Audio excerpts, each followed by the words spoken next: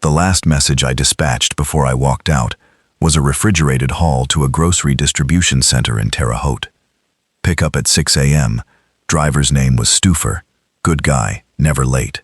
I filed the order, marked it confirmed, and sat there for about 30 seconds, staring at the routing software on my screen. The dispatch board was still lit up with a dozen active loads. My shift didn't officially end until 7 a.m. I closed the laptop anyway, picked up my phone and tried my mom again. 4 rings. Voicemail. Her voice on the recording saying to leave a message and she'd call right back, which she always did, always within 10 minutes, because she kept her phone on the kitchen table and never left the house after 9 at night without telling someone. It was 11:52 p.m. She'd been not answering since 9:15. My dad, Glenn, he's different. Glenn could be in the barn, could be asleep with his hearing aids out, could be watching something loud on the television. Glenn not answering is normal. But my mom, Donna, she picked up every time for 30 years. Even when I was in college and called at 2 in the morning because I'd been drinking and just wanted to hear a voice I trusted, she answered. So when she didn't answer at 9:15, I tried again at 9:40, and then at 10, and then at 10:30, and then I started trying Dad's cell, which he barely knew how to use and usually left charging on his nightstand. Nothing. The house landline, which they still had, because my dad thought cell phones were a convenience, not a necessity. Nothing. And all of this was happening on the same night that the dispatch feed was showing me things I didn't know what to do with. I need to back up a little, explain what the dispatch feed is, and why I was paying attention to it differently that night. We track our drivers in real time. GPS, call-ins, incident reports. When something goes wrong on a route, accident, weather, road closure, our drivers radio in or text the board, and I get it on screen before most news stations pick it up. That's the job. You know where every piece of freight is, you know what's on the road ahead of your drivers, and you reroute before the problem becomes a delay. I'd been doing it for 22 years. I knew the rhythm of the board, the way you know a sound in your own house. When something's off, it's off. The board had been going off in a weird rhythm since about 8 p.m. First, it was a driver named Kozel, running I-70 westbound through Columbus. He called in to say there was a major backup near mile marker 112, which isn't unusual, but then he said something odd. He said people were getting out of their cars and running in the wrong direction, away from the backup, not toward exits, just across the median and into the tree line along the highway. He said it looked like they were running from something, but he couldn't see anything behind them. He asked if I had eyes on a news feed. I told him I'd check and to keep moving. I pulled up WPNS Columbus, but there was nothing. Local traffic report said a minor fender bender on 71 South, nothing about 70. I logged it as unusual driver observation, moved on. 40 minutes later, a different driver, Patrice, running a flatbed up I-79 in West Virginia, called to say a state police cruiser had passed her going the wrong way on the interstate at about 100 miles an hour. Lights and siren, and then about 4 minutes later, 2 more came by the same way. She'd never seen that. I hadn't either, not in a normal context. I told her to stay on her route unless she saw a closure, and she said okay, but her voice had that edge to it. Then around 9:30, the texts started. We had 7 drivers on eastern routes that night. 3 of them sent in within about 15 minutes, saying they were seeing things on their dispatch radios. CB chatter mostly. Truckers talking to each other outside our company network. Words like attack. Words like people down on the road. One driver, a guy named Bullard, who'd been doing long haul for 30 years and wasn't excitable by any measure, texted me directly from a rest stop in eastern Ohio where he'd pulled over. He said he was hearing things on the CB that he'd never heard before in 3 decades of driving. He said he wasn't comfortable continuing east tonight. He asked me what the company wanted him to do. I told him to stay put, and I'd call him back. That was the moment I should have understood what was happening. I didn't. Not fully. Not yet. But I also tried my mom again, and she didn't answer, and something happened in my chest that wasn't quite panic, but was sitting right next to it, close enough that I could feel it. I called my colleague Andy, who was supposed to take over from me at midnight. I told him I was leaving early and why. My parents weren't picking up. He asked if everything was okay, and I said probably nothing, but I needed to go check. He said go, he'd cover the board. I grabbed my jacket, my thermos, my bag with my laptop in it, and I walked out. My truck was a 2015 Ford F-250 that I'd bought used from a fleet auction 2 years earlier. Dark blue, cab and a half, about 140,000 miles on it, but maintained carefully because I know what neglected vehicles look like, and I was not interested in being stuck on the side of a road. I kept a paper road atlas in the door pocket. Not because I was old-fashioned, but because dispatchers learn early that GPS is only as good as the network feeding it. And when networks go down, you need something that doesn't require a signal. I had that atlas. I had the road atlas for the specific states I was crossing: Missouri, Illinois, Indiana, Ohio, Pennsylvania. And I'd crossed those states enough times to know the secondary routes alongside every major interstate. I sat in the parking lot for maybe 3 minutes trying to piece together what I actually knew. My parents weren't answering. My drivers were seeing strange things on eastern routes. I had a full tank of gas. I kept it full out of habit, dispatcher brain, and it was 11:58 p.m. on a Tuesday. My parents lived outside Perryopolis, Pennsylvania, southwest corner of the state, Fayette County. 9 hours and 40 minutes on a good day, via I-70 and I-79. Normal drive. I pulled out of that parking lot at 12:03 a.m., and I didn't stop until I had a reason to. The first hour and a half were quiet in a way that let me convince myself everything was fine. I-70 east out of St. Louis into Illinois. The road was mostly empty at that hour. A few semi-trucks, a few late-night commuters, a casino bus going somewhere. The sky was clear, no moon, just stars, and the orange glow of the highway lighting. The radio was on a news station out of St. Louis, KMOX, which goes to 50,000 watts at night and reaches most of the Midwest. And they were running the same 3 stories they'd been running all evening. Political stuff, a water main break in South City, a school board meeting that had gotten contentious. Nothing about what my drivers had been seeing. I tried my mom once more at 12:30 a.m. Voicemail. Tried my dad's cell. Rang once, and then went straight to the full mailbox message. I drove faster. East of Vandalia, Illinois. There was a highway patrol cruiser sitting on the shoulder with his lights off. Not unusual. But as I passed, I saw another one about a mile ahead, also sitting still, also dark. No radar, not writing anybody up, just parked. 2 cruisers sitting on a dark interstate in the middle of the night doing nothing visible. I looked in my mirrors for a minute and then looked back at the road. The news station went to commercial. I switched to the AM band and started hunting for anything different. Found a station out of Indianapolis that was doing live coverage of something. I caught the tail end of a sentence. The anchor said something about multiple unconfirmed incidents across several counties, and then there was a break, and when they came back, they were doing a traffic report. I stayed on that station. Just before the Indiana border, I passed a gas station that was lit up like a stadium. The parking lot was packed. Cars lined up 3 deep at the pumps. A line of people out the door of the convenience store. At 1:15 a.m. on a Wednesday, I looked at it as I went past and thought, either there's a sale on something or people have been watching news I haven't. I stopped at the next gas station, which was 6 miles up the road and quiet. Only 2 other cars there. I topped off my tank even though I still had 3/4. Dispatcher brain again, you keep the tank full. And I went inside and bought 2 large coffees, a bag of beef jerky, a box of crackers, and 4 bottles of water. I asked the woman behind the counter about the packed station down the road. She said she'd heard from another customer that there was something going around about attacks on the highway, somewhere in Ohio, and people were worried about travel. She said she thought it was probably nothing, probably exaggerated online like everything gets. I said probably. I took my stuff and left. Back on 70 eastbound, I switched to the CB radio I kept mounted under my dash.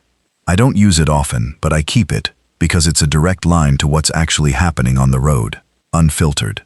Truckers are a news service that doesn't have editorial oversight. They say what they see. And right now, Channel 19 was busy in a way that caught my attention immediately. I listened for about 10 minutes without transmitting. What I heard: 3 different drivers reporting slowdowns or full stops ahead on 70. near the Ohio border. One driver saying he'd been sitting at a standstill for 40 minutes near Indianapolis and had gotten out to walk up the line and seen something he didn't describe in full, just said, "It ain't a crash, it's something else." Another voice, older guy, sounded like he'd been driving for decades, saying he was turning around. Just flat, "I'm turning around, not going east tonight." Somebody asked him why, and he said he'd tell them in the morning. There was a younger voice, nervous, asking if anyone had news from Cleveland. No one answered that one directly. Another voice said Cleveland was off the air on a couple of stations, which meant nothing by itself. Cleveland stations go off the air for maintenance, but I didn't like any of this. I got off I-70 at the next exit that had an eastward running state route, Route 40, the old national road, which runs parallel to I-70 through Indiana and Ohio on a path that predates the highway system by 100 years. Slower, 2-lane in places, through actual towns instead of around them. But I knew it well from routing occasional oversized loads that couldn't use the interstate. It would add time, but if 70 was backing up, 40 would be moving. It was. I drove through Greenfield, Indiana at about 2 a.m., and the town was dark and quiet. A dog crossed the road in front of me. A gas station had one car at the pump. Everything looked like a normal small town at 2 a.m., which meant nothing except that it hadn't gotten whatever was happening further east yet. My atlas was open on the passenger seat. I kept the overhead light off. Didn't want to lose my night vision, but I knew the map well enough. State Route 40 all the way through to the Ohio line.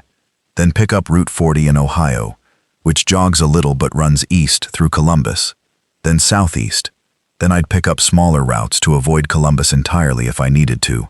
Cut south through Chillicothe or Zanesville, work my way into West Virginia, or cut north around Pittsburgh, depending on what the roads were showing. 914 miles from the Midland Freight parking lot in St. Louis to my parents' driveway in Perryopolis. 914 miles I'd driven before, many times, in 10 hours or under.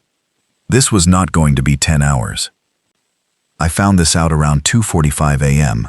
when I came around a long curve on Route 40, just inside the Ohio border, and my headlights picked up the back end of a stopped vehicle about 40 feet ahead of me. I hit the brakes hard. The truck stopped. The vehicle in front of me didn't move. It was a minivan, Honda Odyssey, gray or silver, with the rear hatch standing open. No hazard lights. No one visible inside from what I could see. The road ahead of it was also stopped. More vehicles, a line of them, taillights showing. Not from a stoplight. There wasn't a stoplight for 2 miles in this direction. They were just stopped.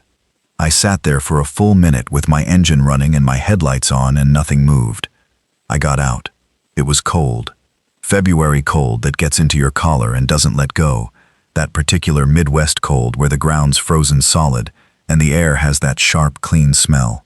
I could see my breath. I walked up alongside the minivan and looked inside.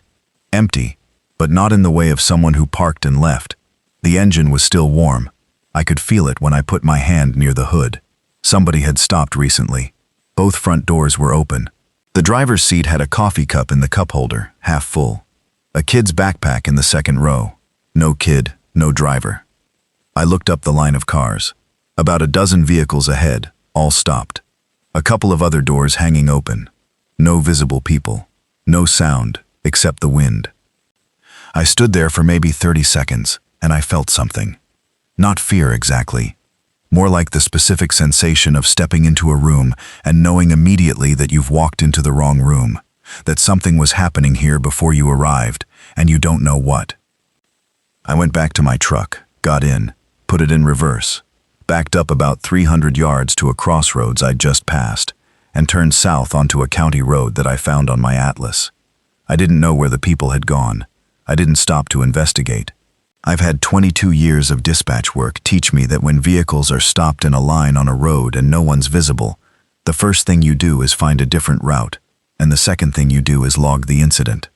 I logged it in my head, and I found a different route. The county road ran south through farmland. Completely dark. No houses, no lights, no traffic.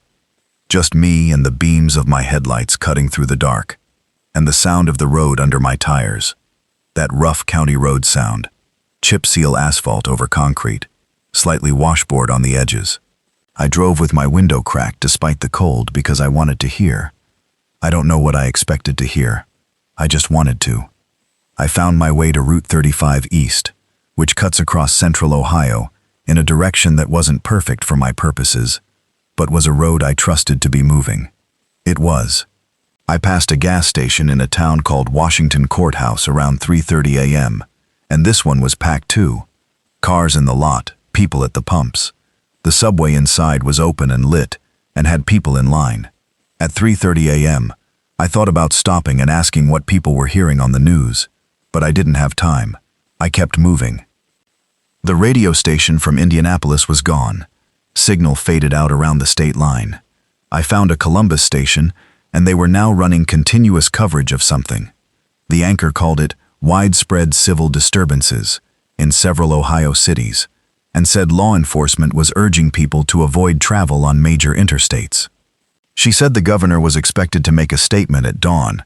She kept using the phrase unexplained aggression, which is a weird phrase, and every time she said it, she sounded like she was reading it from a card and wasn't sure what it meant. I called Andy back at the dispatch office. He answered on the second ring, even though it was almost 4 in the morning, which meant he hadn't slept.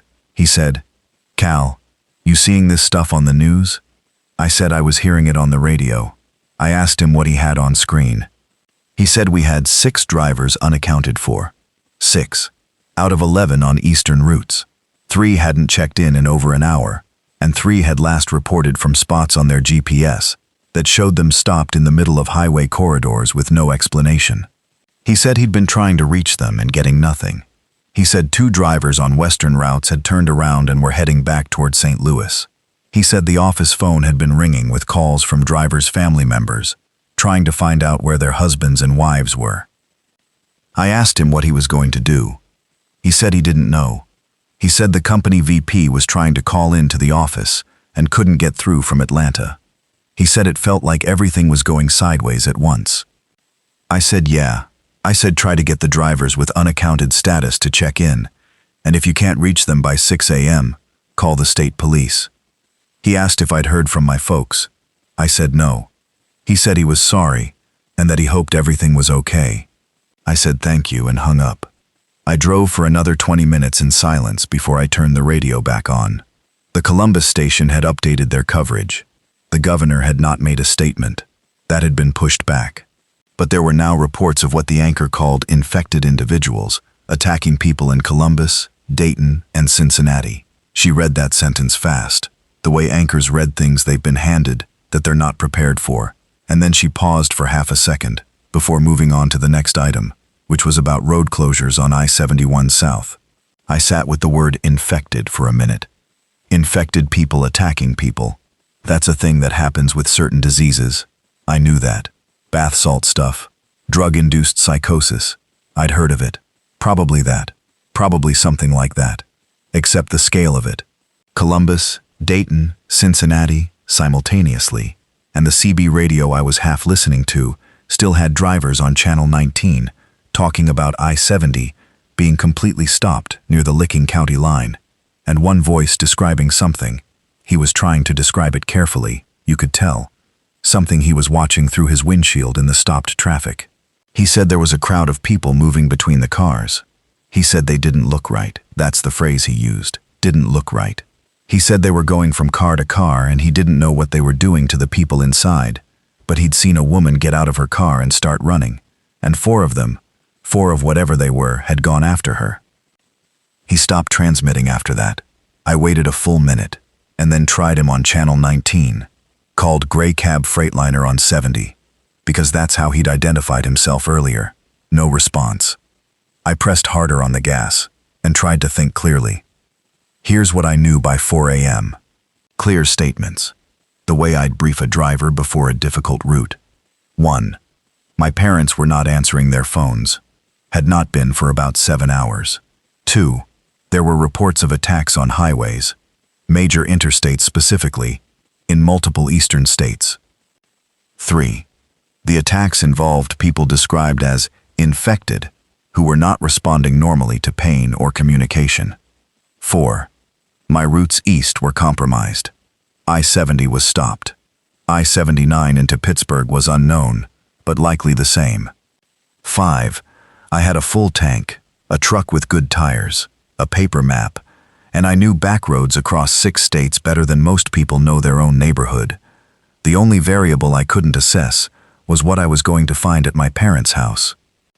I stopped trying to assess it. It wasn't productive. I was going to my parents' house. That was the only thing happening. The question was just how to get there. I pulled over at a Sunoco in a small town called Circleville, just before dawn. The attendant inside looked exhausted. He was a kid, maybe 19, and he was watching something on his phone, propped against the cash register. When I came in, he looked up with the expression of someone who'd been waiting for a customer to talk to. I asked him how it was looking on the roads east. He said he'd heard I-70 was a mess, and I-71 was shut down north of Columbus. He said his cousin in Columbus had texted him about an hour ago, saying things were really bad downtown, people getting attacked on the streets, police telling everyone to stay inside. He asked me where I was headed.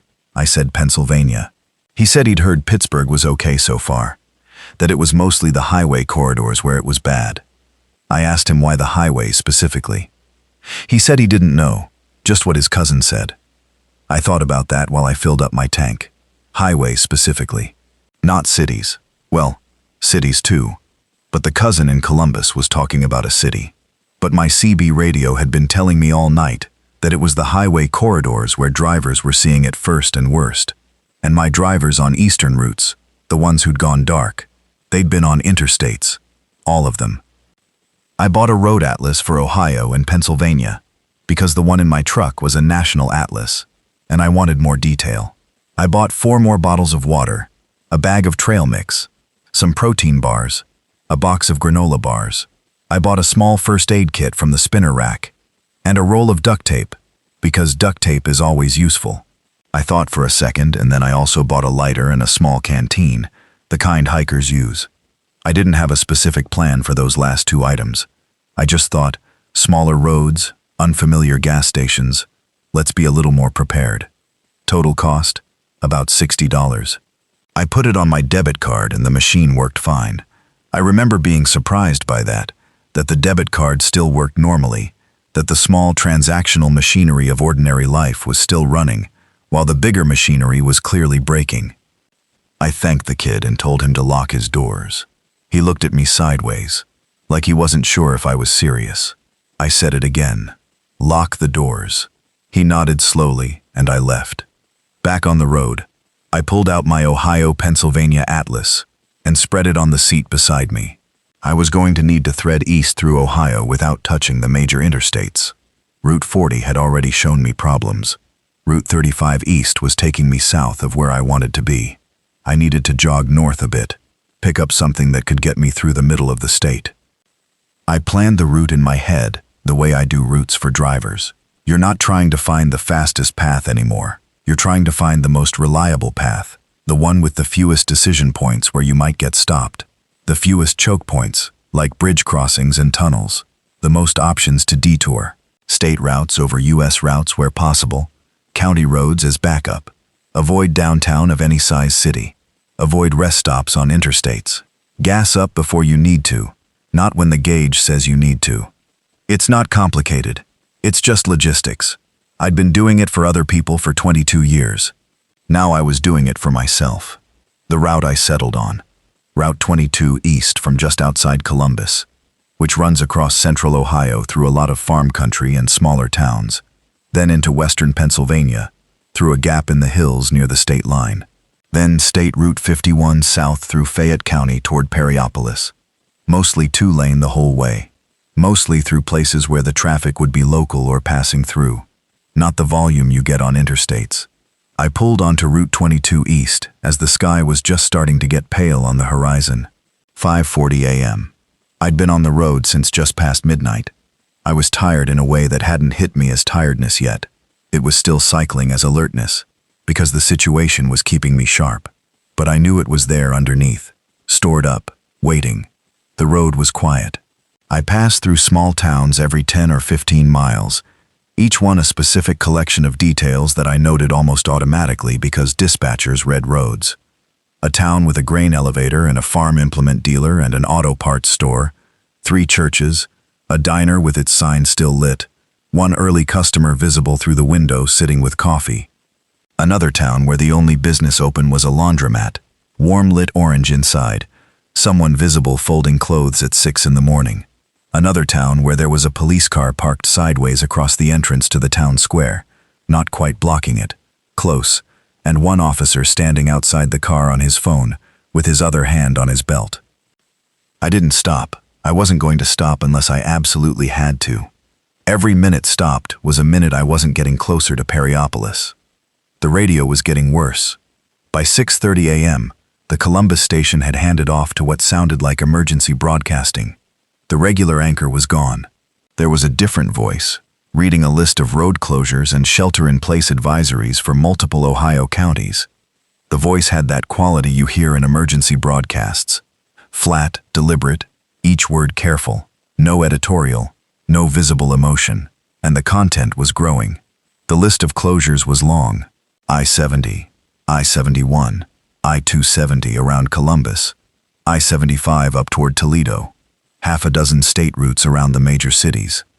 What they were not doing was explaining the reason clearly. Every few sentences, there was a reference to affected individuals, or those exhibiting symptoms, and I kept waiting for them to say what the symptoms were. They didn't, or they did, in that careful way where you say just enough that people understand there's danger, but not enough that people understand the scale of it. A trained listener, someone who spent 20 years reading between the lines of what drivers were telling him, could hear the gap between what was being said and what was actually happening. I am that listener. I turned the radio off around 7 a.m. and drove in silence.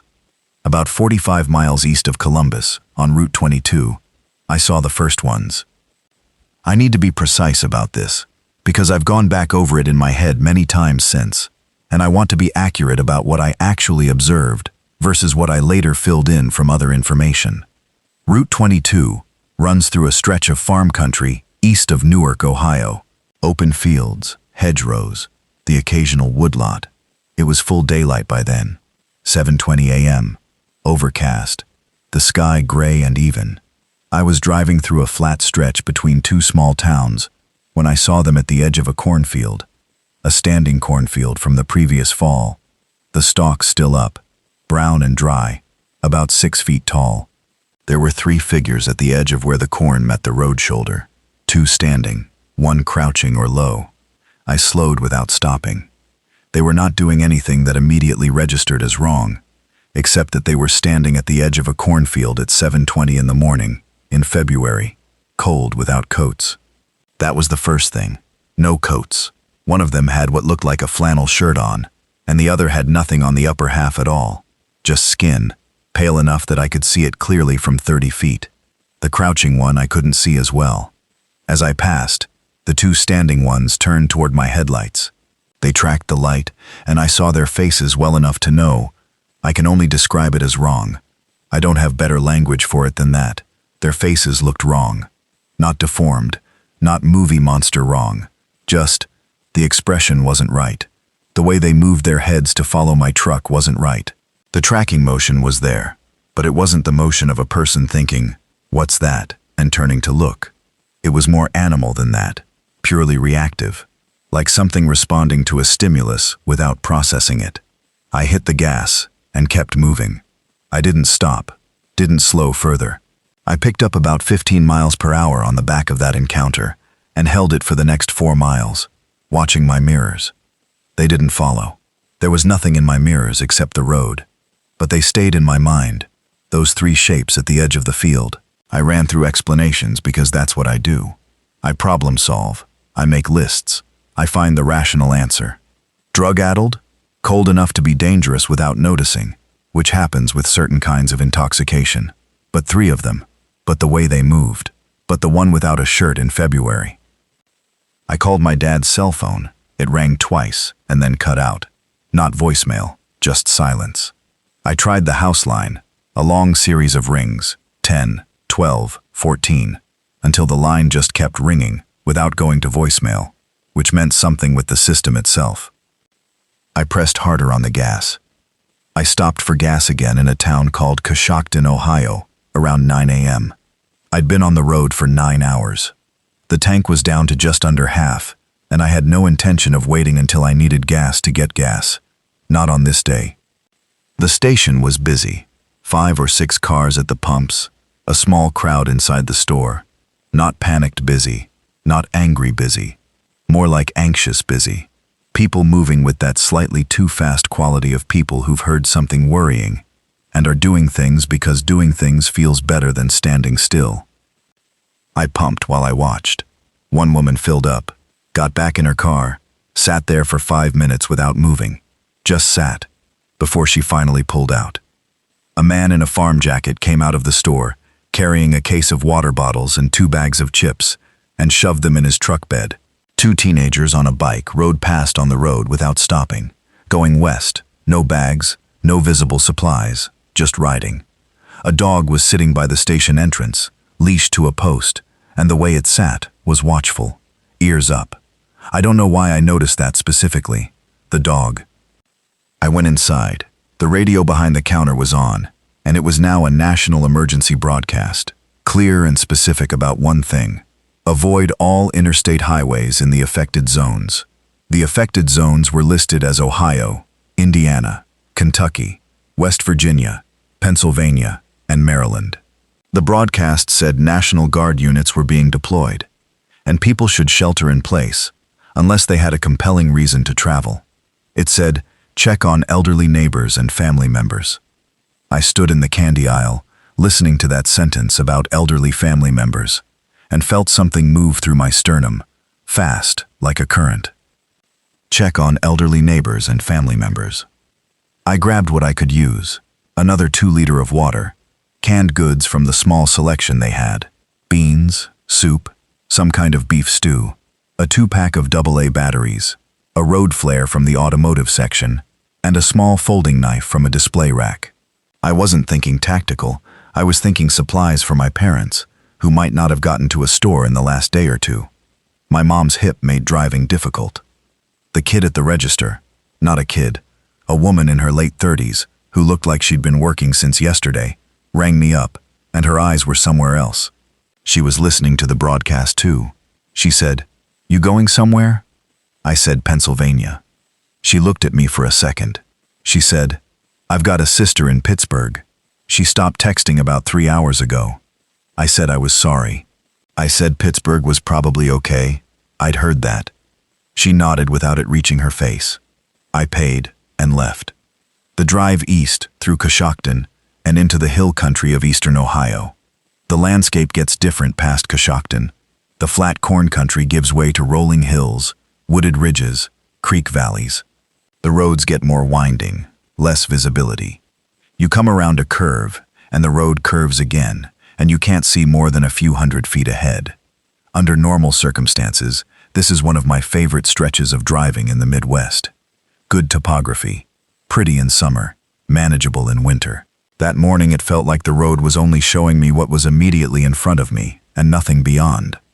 There were 3 separate moments in the hills east of Coshocton that I want to describe, because they were strange in specific ways.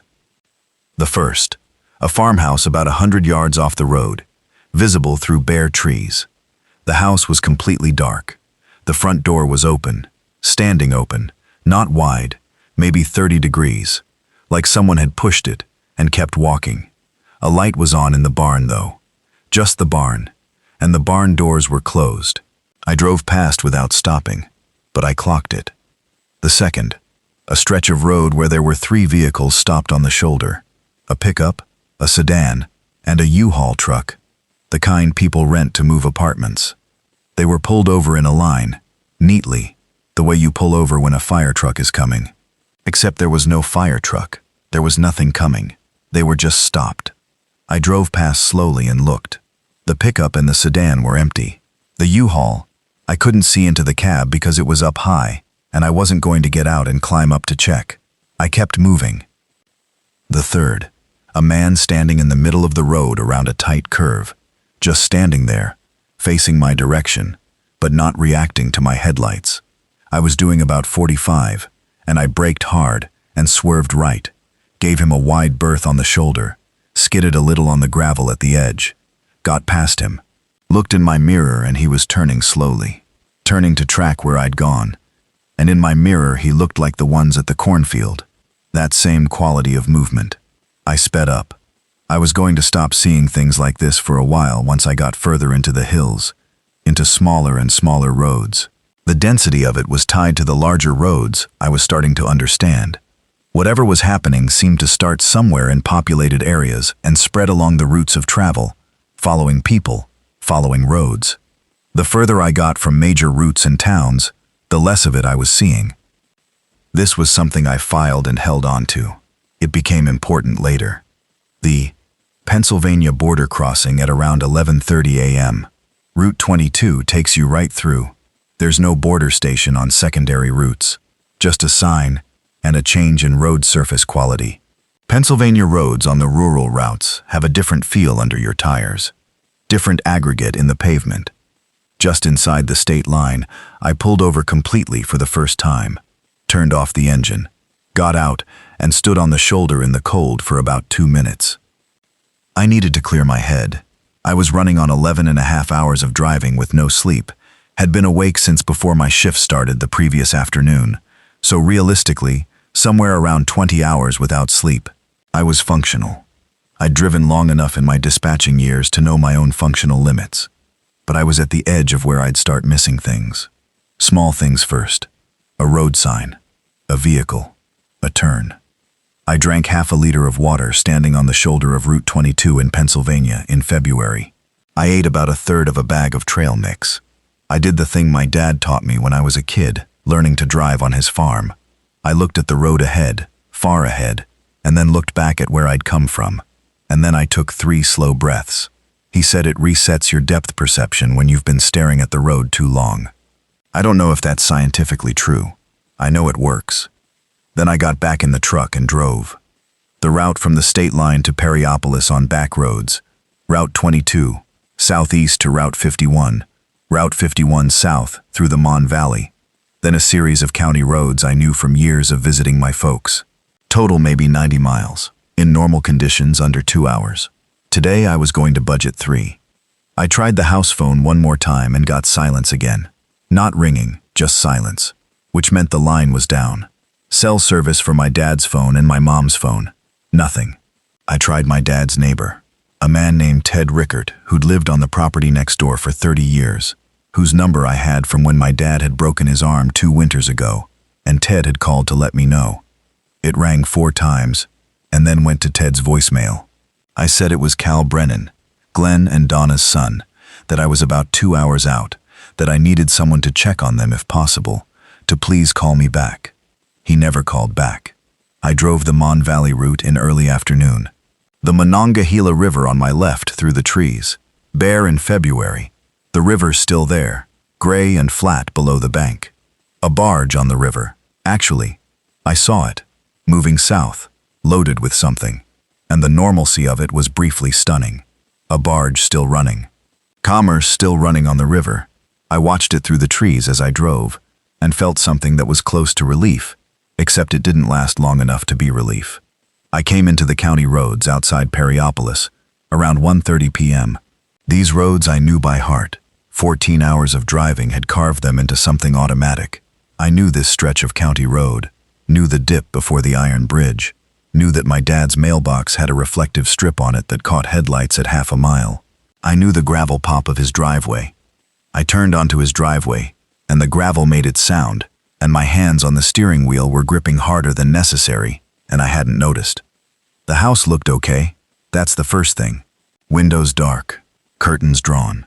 They always drew the curtains in winter to save heat, my mom's habit from decades. The barn in the back was closed. My dad's old International pickup was in the gravel area beside the house. My mom's Civic was in the garage.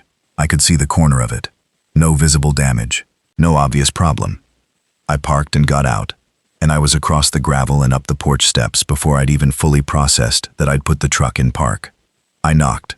Said, "Dad, it's Cal." Knocked again. Tried the door. Locked. I went around to the side door that my mom used, the one into the kitchen. Also locked.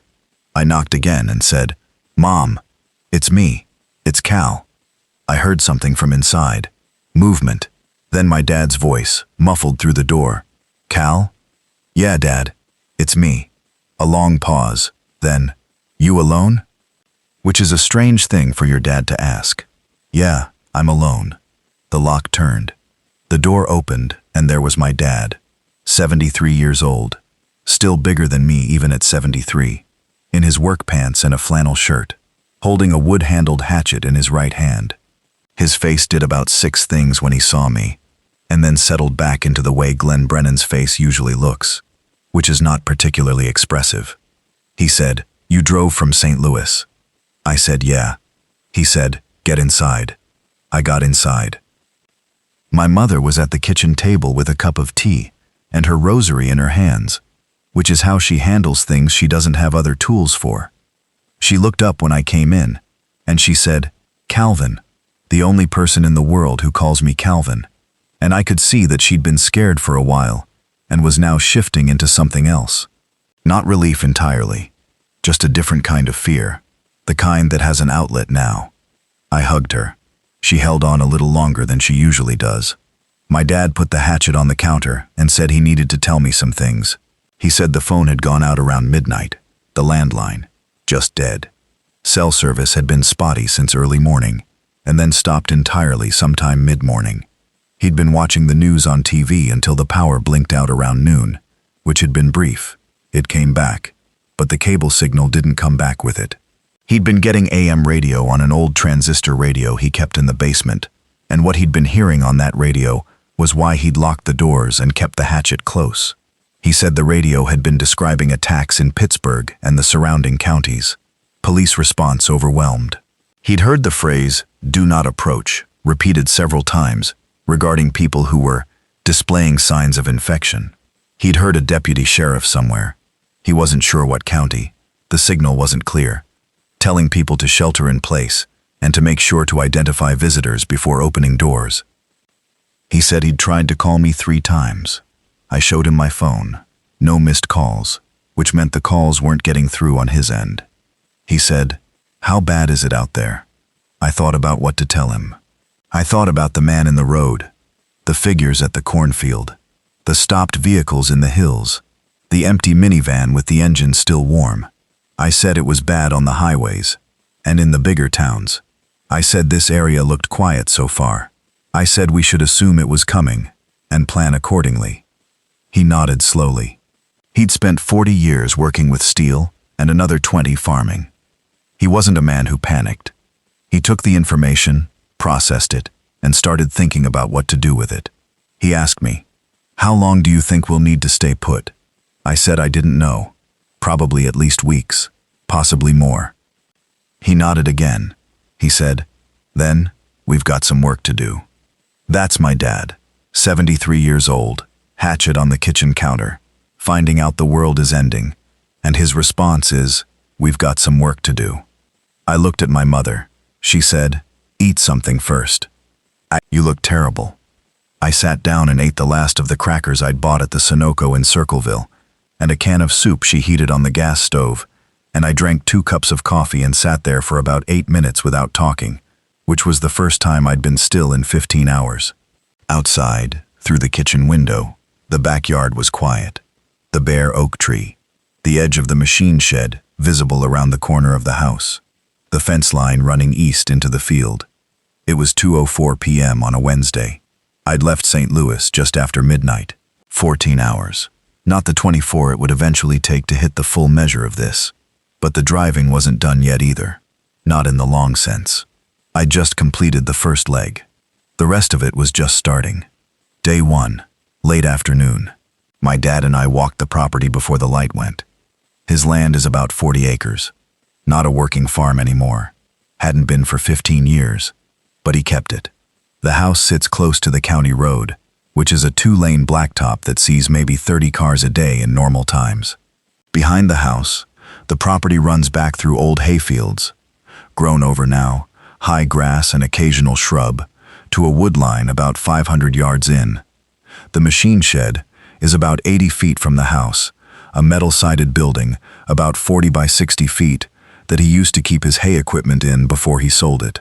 Now it had his riding mower, a chest freezer, a workbench, and years of accumulated tools and parts. To the west, Ted Rickart's property, a fence line, a stand of pines, and Ted's house, visible about 300 yards off. No lights in Ted's windows, no vehicles. I'd called him on the drive down and hadn't heard back. I noted this and kept moving. To the east, a newer house. A couple named Hayward had bought that land 5 years ago, built a place on it. Middle 40s. I'd met them briefly at my parents' anniversary dinner. Nice enough. Their lights were on. I could see it from the fence line. The county road in front was empty.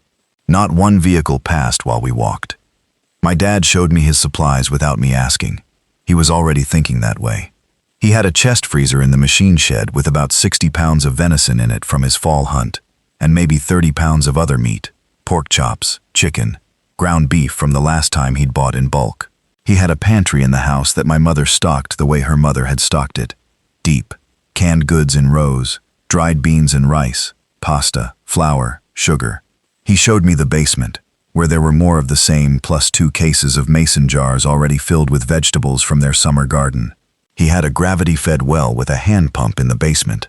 The electric pump was primary, but the hand pump worked independently. He had a generator in the machine shed, 7,500 watts, with about 15 gallons of propane in the tank connected to it. He had a .308 hunting rifle, a 20-gauge shotgun, a .357 revolver that had been his father's, and a .22 he used for pests. He had roughly 300 rounds of rifle ammunition, 200 shotgun shells, and maybe 50 revolver cartridges. I stood in his basement looking at all of this and did the math. If it was just the 3 of us, and we were reasonable about it, this was a survivable situation for a significant amount of time. Months, not weeks. The freezer meat was the most perishable concern. We'd need to work through that first if the power became unreliable.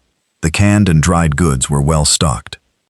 The weak spots were fuel for the generator. 15 gallons of propane wouldn't run it continuously for more than a few days, and we didn't know how long power would be out. Fresh vegetables after the canned supply ran, and medical supplies, of which my dad had a basic first aid kit, some prescription medications for my mother's blood pressure and his cholesterol, and not much else. I made a mental list, the way I make lists at work: assessment of current state, identification of gaps, prioritization of solutions by urgency. It's how I operate. I said to my dad that we needed to hit the machine shed first and figure out what we had in terms of tools and materials, and then tomorrow, early, before whatever was in the bigger towns filtered out here, I needed to make a run. He asked where. I said the hardware store and the pharmacy in Perryopolis, and the grocery store in Connellsville if it was safe to go that far. He thought about it and said the IGA in Perryopolis had a back door off the alley that he knew about from a conversation with the owner years ago, and that the pharmacy owner, woman named Joan Flannery, lived above the store and would likely be there. He said if I was making a run tomorrow, I should take his truck because it had a cap on the bed and could carry more. I said I'd take both trucks. He said, "I'm going with you." I looked at him. He was standing in his basement in his work boots, hands at his sides, jaw set. 73 years old with arthritis in both knees and a hearing aid in his right ear. I thought about saying no. I looked at his face and understood it was not worth the argument. I said fine, but I drove. He said obviously. That first night we boarded windows. Not all of them. Too many. Too much work for one evening, and we needed to see out. But the ground floor windows on the front of the house and the side facing the county road, we covered with the plywood my dad had stored in the machine shed. Not nailed in, screwed in, with long wood screws so they could be removed cleanly if needed. My dad's drill had a dead battery. He had a corded one. We ran an extension cord from the basement utility outlet and worked by flashlight. My mother did not tell us we were overreacting. She heated soup for dinner and kept the radio going. The transistor radio, AM, picking up whatever was strong enough to reach us. A A station out of Pittsburgh came in clearest. By 8 p.m., that station was running continuous emergency broadcasting, and the content had gotten more specific. The word zombie wasn't used. The broadcaster said reanimated once, and then corrected himself, and said individuals in an altered state, which is the most bureaucratic way I've ever heard anyone describe what was actually happening. But by 8 p.m., he was describing things clearly enough that there was no longer much interpretive room. He described the behavior: no response to communication, attracted to sound and movement, aggressive physical contact, biting, group movement. He said law enforcement was reporting that conventional non-lethal methods of stopping affected individuals were not working. He said, and this part he said very carefully, with a pause before and after, that law enforcement had been authorized to use lethal force. My mother set down her rosary for the first time all day and folded her hands flat on the kitchen table and looked at the wall. My father said, "Same as always then." I wasn't sure what he meant by that. I didn't ask. We finished the windows and locked the machine shed and went inside at 10 p.m.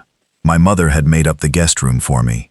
I showered, which I hadn't done in over 30 hours, and got into bed, and I was asleep within about 4 minutes. I have no idea what I dreamed. I don't think I dreamed anything. Day 2, early. I was up at 5 a.m.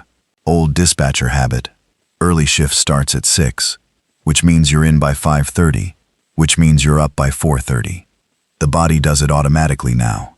I went to the kitchen and made coffee on the gas stove. The power was still on. I turned on my laptop and found a Wi-Fi signal on my phone. Faint. 1 bar. Enough to get news. What I read in 40 minutes of loading pages slowly was: the National Guard had been deployed in 17 states. Federal emergency protocols were in effect. The president had addressed the nation the previous evening. I'd missed it, been asleep, and declared a national emergency. International news was patchy, but what I could find suggested this was not an American event only. Reports from Europe, fragmented and hard to verify, pointed to the same thing happening in Germany and France. Reports from South Korea, reports from Brazil. The infected individuals, I'll call them infected, because that's what they were even if I never fully understood with what, moved toward sound. They didn't plan, didn't work together in any organized way, didn't seem to recognize faces or respond to words. They followed sound. They gathered. A crowd of them would grow larger, because the crowd itself made more noise, which attracted more of them. Highway corridors had become killing zones for this reason. Thousands of stalled vehicles, running engines, blaring horns, panicked people. It was essentially a dinner bell repeated across hundreds of miles. People trapped in their cars had no chance. The ones who'd survived the first wave were people who'd gotten off the highways early, people who'd been in rural areas, people who'd managed to get quiet and stay that way. I sat at my parents' kitchen table reading this on a phone, with 1 bar of service, and felt a very specific emotion that I've always had trouble naming. It's not quite fear, and it's not quite calm. It's what you feel when you've been tracking a problem as it grew, and suddenly the problem has gotten large enough that you can see the whole shape of it. The shape is bad, but at least you can see it. I put the phone away and woke my dad. The run into Periopolis that morning. I'm going to be careful about how I describe this, because it gets complicated, and I want to be accurate. We left at 6:30 a.m. My dad's truck. My dad in the passenger seat with his 308 across his lap. I had the 357 in the door pocket. Dark, cold, clear sky. The county road was completely empty. No vehicles, no people. Which was fine. It's a county road. There are maybe 40 households within 3 miles. Low density. We were okay. We got to the edge of Periopolis without incident. I want to be clear about the town. This is not a big place. Population around 1,700 in normal times. Small downtown, a few streets of residential, a grocery, a pharmacy, a hardware store, a couple of restaurants, a bar, a post office. The kind of town that most people from bigger cities would describe as nothing to it. I'd always thought my parents were lucky to have it close. At the edge of town, on Route 51 coming in from the north, there was a man lying on the shoulder, face down. We stopped about 50 feet back. My father put his hand on the rifle. I watched. The man on the shoulder didn't move. He was lying in a way that suggested he'd fallen, not that he'd lain down on purpose. He was wearing jeans and a winter jacket. There was something dark in the gravel around his upper body that I didn't look at long. He wasn't one of the infected. The infected don't lie down. I'd already learned that much. He'd been hurt. He was probably beyond help. I drove around him wide, up onto someone's lawn, back to the road. Didn't stop. We kept going. The pharmacy was on a corner of the main street. The lights were on inside. Joan Flannery lived above, my dad had said. I parked in the alley behind, and my dad knocked at the back door.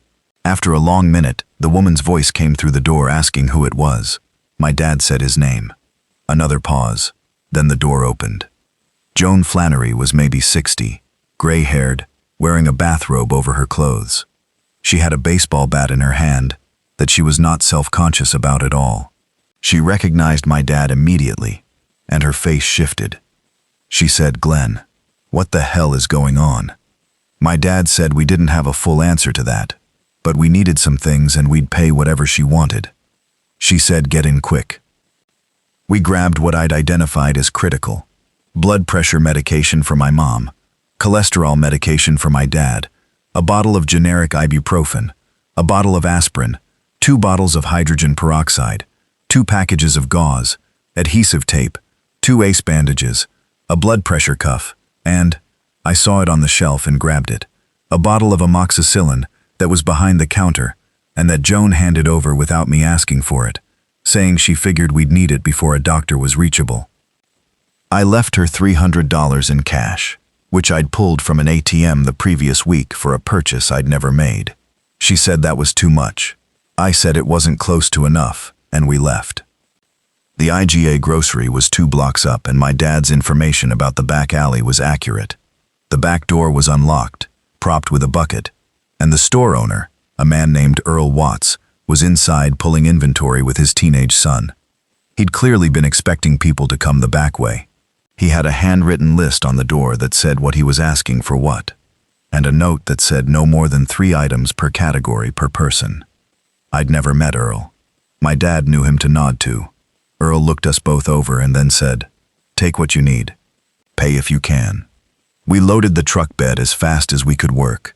Rice, dried beans, pasta in bulk, canned tomatoes, canned soup, canned chicken, canned corn, 2 5-pound bags of sugar, 1 of flour, a large container of salt, cooking oil, pasta sauce, more batteries, a manual can opener, coffee. Earl's son helped us carry. The hardware store was on a side street, and it was locked, no one inside. My dad stood outside it for a moment, and then said simply, "Mike Connor has a second entrance off his garage." I didn't ask how he knew this. We found it, knocked, and Mike Connor, the hardware store owner who turned out to be about 60, with a beard and a suspicious expression, opened the door. Mike was less accommodating than Earl, but he wasn't unfriendly. He said he'd been open until midnight selling people whatever they wanted, and now he was keeping the rest for himself and his family. I said that was fair. I asked if I could buy some specific things and listed them. He thought about it and said yes to most of them. What I got from Mike: 2 propane tanks full, 20 pounds each, a hand-powered water pump that would fit over a standard bucket, 20 feet of 3/4-inch rope, a come-along winch, a pack of 20 assorted drill bits, 3 packages of wood screws in various sizes, 2 boxes of wood nails, 4 D-cell flashlights, 6 packs of batteries, a roll of plastic sheeting, a box of contractor garbage bags, a roll of window insulation film, a tube of weatherproofing caulk, 2 bottles of bleach, and a pair of heavy leather gloves. I also grabbed, from a bin near the door, a box of rat traps and a package of snap traps for mice. Mike looked at me. I said, "Protein's protein." He almost smiled. We loaded everything in both trucks. I'd driven my truck to the alley behind the hardware store. My dad followed his, and we drove back out of town at 8:45 a.m. The run had taken about 2 hours and 15 minutes. We saw 6 more people in town, none of them infected, most of them doing variations of what we were doing, getting what they needed before it was gone. On the county road home, my dad was quiet for a while. Then he said, Ted Rickard hasn't answered. I said I knew. He said Ted lived alone since his wife died.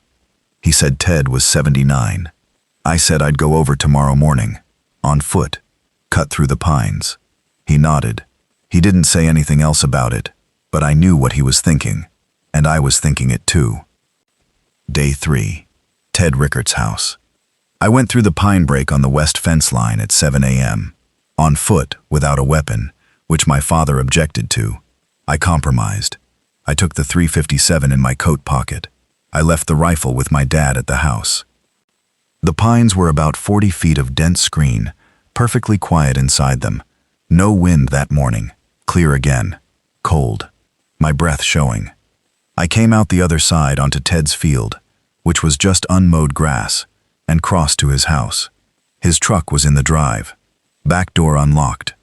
I went in carefully, called his name. He was in the living room in his recliner. He'd had a stroke or a heart attack. I'm not a doctor and I can't say which. He hadn't become infected. There was no sign of that. He'd just died. Sometime in the last day or two, alone in his recliner, in the quiet, with the television off. There was a glass of water on the table beside him that was half full. I stood there for a minute. I covered him with the blanket from the couch. I said his name once more. Then I looked through the house, not quickly and not without feeling bad about it, but looking. Ted Rickard had been a careful man. His pantry was stocked in the old way, the Depression-era way he'd grown up learning. Canned goods rose deep, a root cellar off the kitchen with potatoes and onions and winter squash. He had a 40-gallon hot water tank. He had a chest freezer with meat. He had a double-barrel shotgun and a .22 carbine, and about 400 rounds of mixed ammunition. He had a 3,000-watt generator in his garage with 10 gallons of gasoline. I went back and got my dad. We spent 4 hours carrying Ted Rickard's supplies through the pine break to our property. We didn't empty the place. We took the things we needed most, left enough that it still looked occupied from the road, which I thought was a good idea, for reasons I couldn't fully articulate yet, but that felt right. An empty house is an invitation. A house that looks lived in is more likely to be passed by. We buried Ted in his own backyard, in a spot under an apple tree that he'd planted. My dad knew what the tree was, because he'd helped Ted plant it 15 years ago. The ground was hard, but we had a good spade and a mattock, and we worked at it for an hour. My mother came over through the pines and said a prayer. She'd known Ted for 45 years. My dad put his hat over his heart. I stood with them and felt useless in the way that you feel useless at a grave, when there's nothing to be done with it except be present. We went back to the house. I had a list to keep working through, and working through it was the only thing I knew to do. Days 3 through 7 were logistics. Pure, steady logistics. The machine shed got reorganized. I'd been looking at it since I arrived, and it was a good structure, with a few problems. The side door lock was inadequate. The windows were single-pane glass that would break at a touch, and the main door was a standard slider that could be opened from outside without much effort. We fixed the lock, fitted plywood over the windows on the inside, and added a crossbar to the main door that couldn't be lifted from outside. The shed became our secondary shelter and primary storage. We organized it by category. Food supplies on the left wall on shelving my dad already had, medical and first aid on the right, tools in the back, fuel in the corner by the main door where there was ventilation. The chest freezer from Ted's house we added to the 2 we already had. 3 chest freezers now. We ran them off the generator during the day and kept them closed at night. And the outdoor cold in February was helping. The contents stayed cold without power for hours at a time. The house fortifications. I installed the window insulation film on every window. It's designed for drafts, but it adds a layer that's not nothing in terms of resistance to breakage, and also reduces visibility from outside. We kept the plywood on the front and road-facing windows at night, and removed it during daylight to maintain sight lines. My dad's bedroom window faced the backfield, and we kept a clear view there. I installed a basic alarm system on the front and back doors, and the machine shed door. Not an electronic system, just fishing line run through the door handle to a collection of empty cans with small stones in them. Primitive but loud. Anything opening those doors at night would make noise.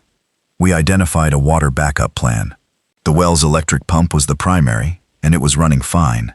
But I installed the hand pump from the hardware store over a backup well casing my dad had covered with a wooden board in the machine shed. He'd told me he'd hand-dug that casing himself 20 years ago as a backup and never used it. It went down about 20 feet, and the water came up clean. A little mineral, but clean. That was a significant comfort. The generator situation. With Ted's 10 gallons of gasoline, plus what we'd started with in the propane, and what I'd brought back in cans from Connellsville on a quick solo run on day 4, we had enough to run the generator about 4 hours a day for roughly 6 weeks. We reduced generator use to chest freezers, phone charging, and the electric water pump, which runs briefly every time a tap or toilet is used. Everything else went manual. The Haywards, our neighbors to the east. I'd been watching their lights. They'd been on steadily since the first night. On the morning of day 4, I walked to their fence line and knocked on the post and waited. About 5 minutes later, the man, Dave Hayward, appeared at his back door. We talked across the fence. He had his wife, his teenage son, and his wife's elderly mother, who'd been visiting when everything happened. They were okay. They had supplies. He'd hunted, like most people in this area, so they had venison and the equipment to process it. Dave and I established a communication system. 1 lantern on his back porch meant all clear. 2 lanterns meant trouble. 3 meant come immediately. Primitive. Effective. We shook hands across the fence post and he went back inside. Day 5. Early. I heard something on the county road. I was in the machine shed at 6 a.m., doing inventory, when I heard the sound of a vehicle on the road out front.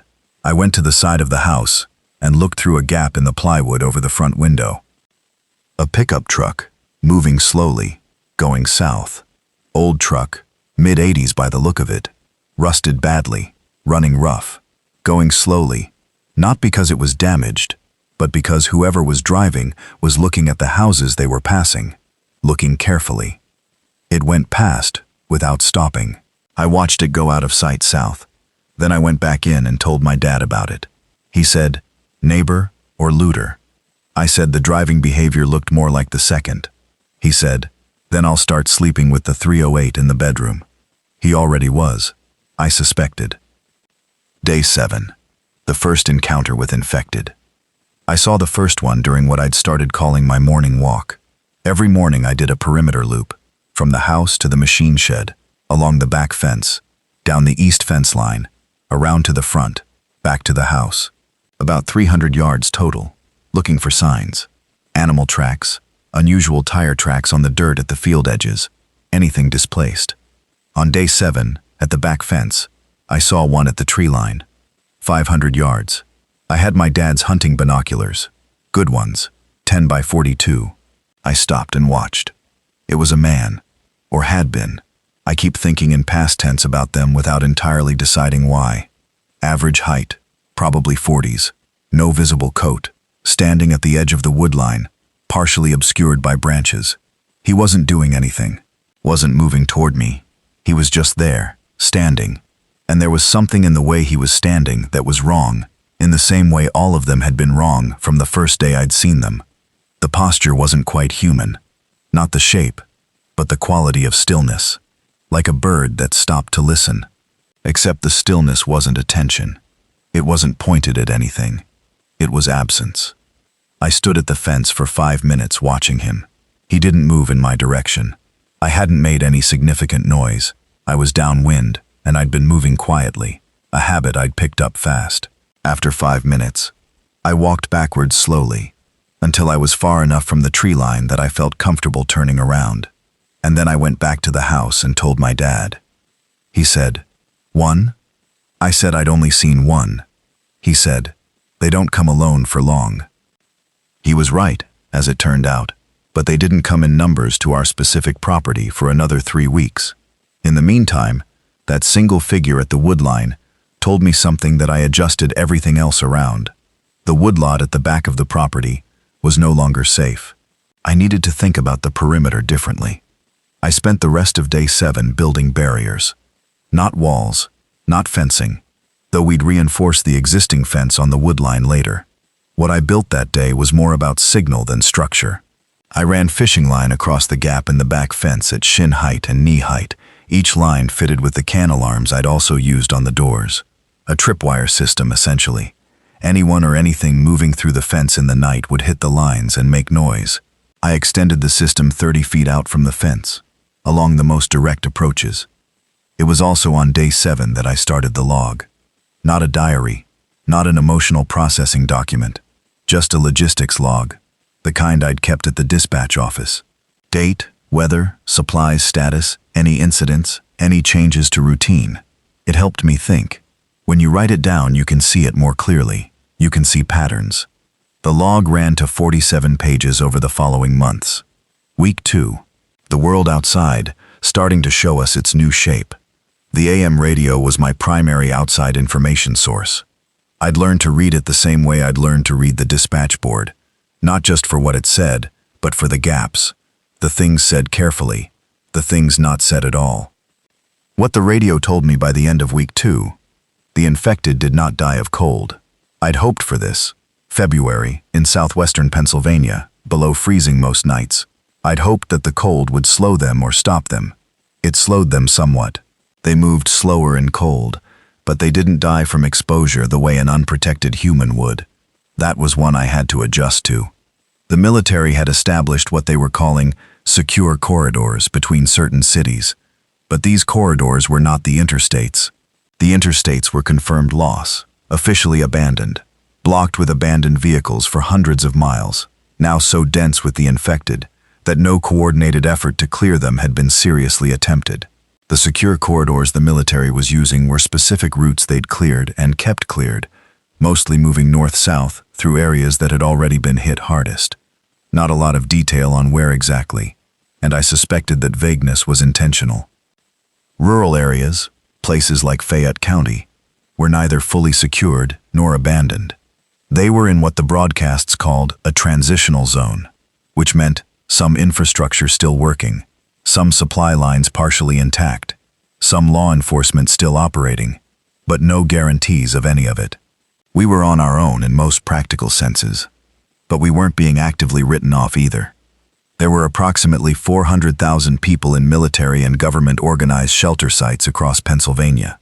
That sounds like a lot, until you remember the state has 13 million people. On day 9, the power went out, came back on day 10, briefly, for about 6 hours, then went off again, and didn't come back. We'd been operating the generator, so the transition wasn't a crisis.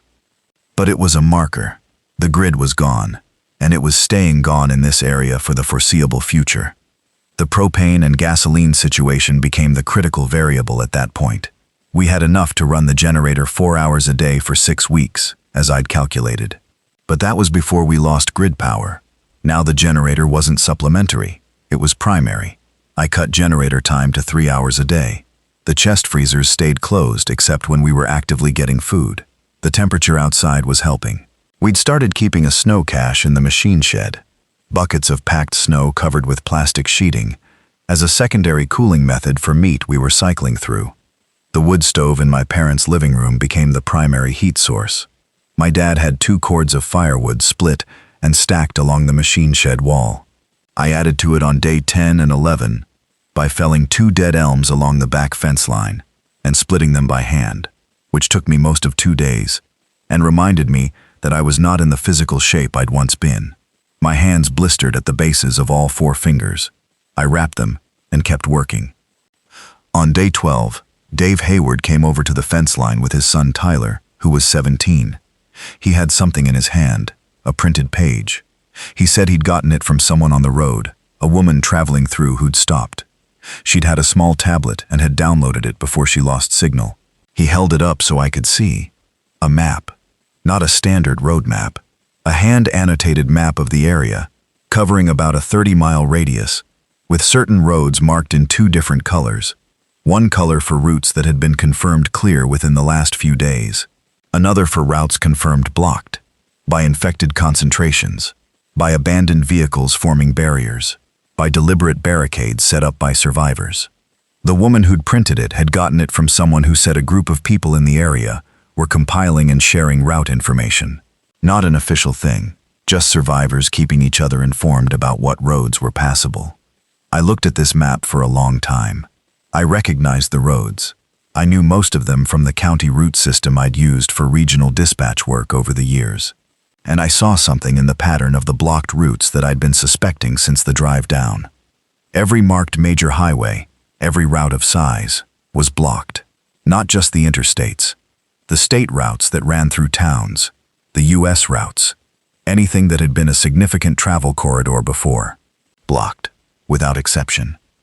The clear routes were the small ones. The county roads, the township roads. The ones that weren't even on GPS systems most of the time.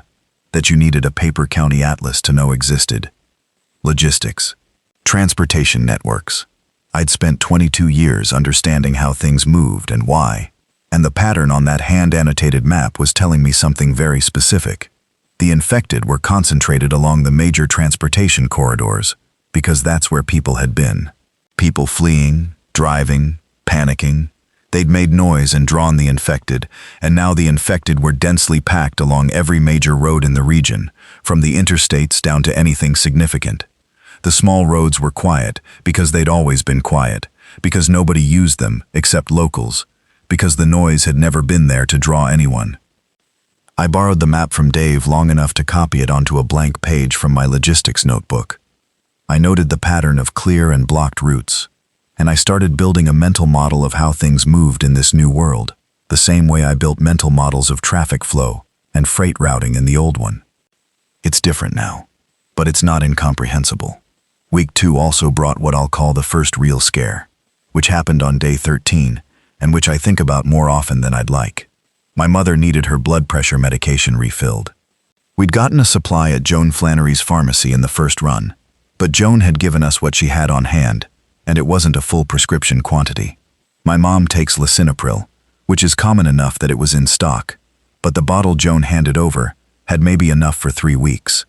After that, we'd need more, or she'd need to manage without it. Managing without it is possible. She knows her diet. She knows what aggravates her pressure. And she was calmer in some ways during this period than she'd been in years because there was nothing to worry about, except the immediate thing, not a dozen small anxieties. But still, uncontrolled hypertension is a serious problem and I wasn't going to treat it casually. The pharmacy in Periopolis was the obvious source, but I didn't know if Joan was still there, if the pharmacy had been cleared out since our first visit 2 weeks ago, or what the situation was in town. I drove in on day 13. I'm going to describe this drive carefully because it was different from the first one.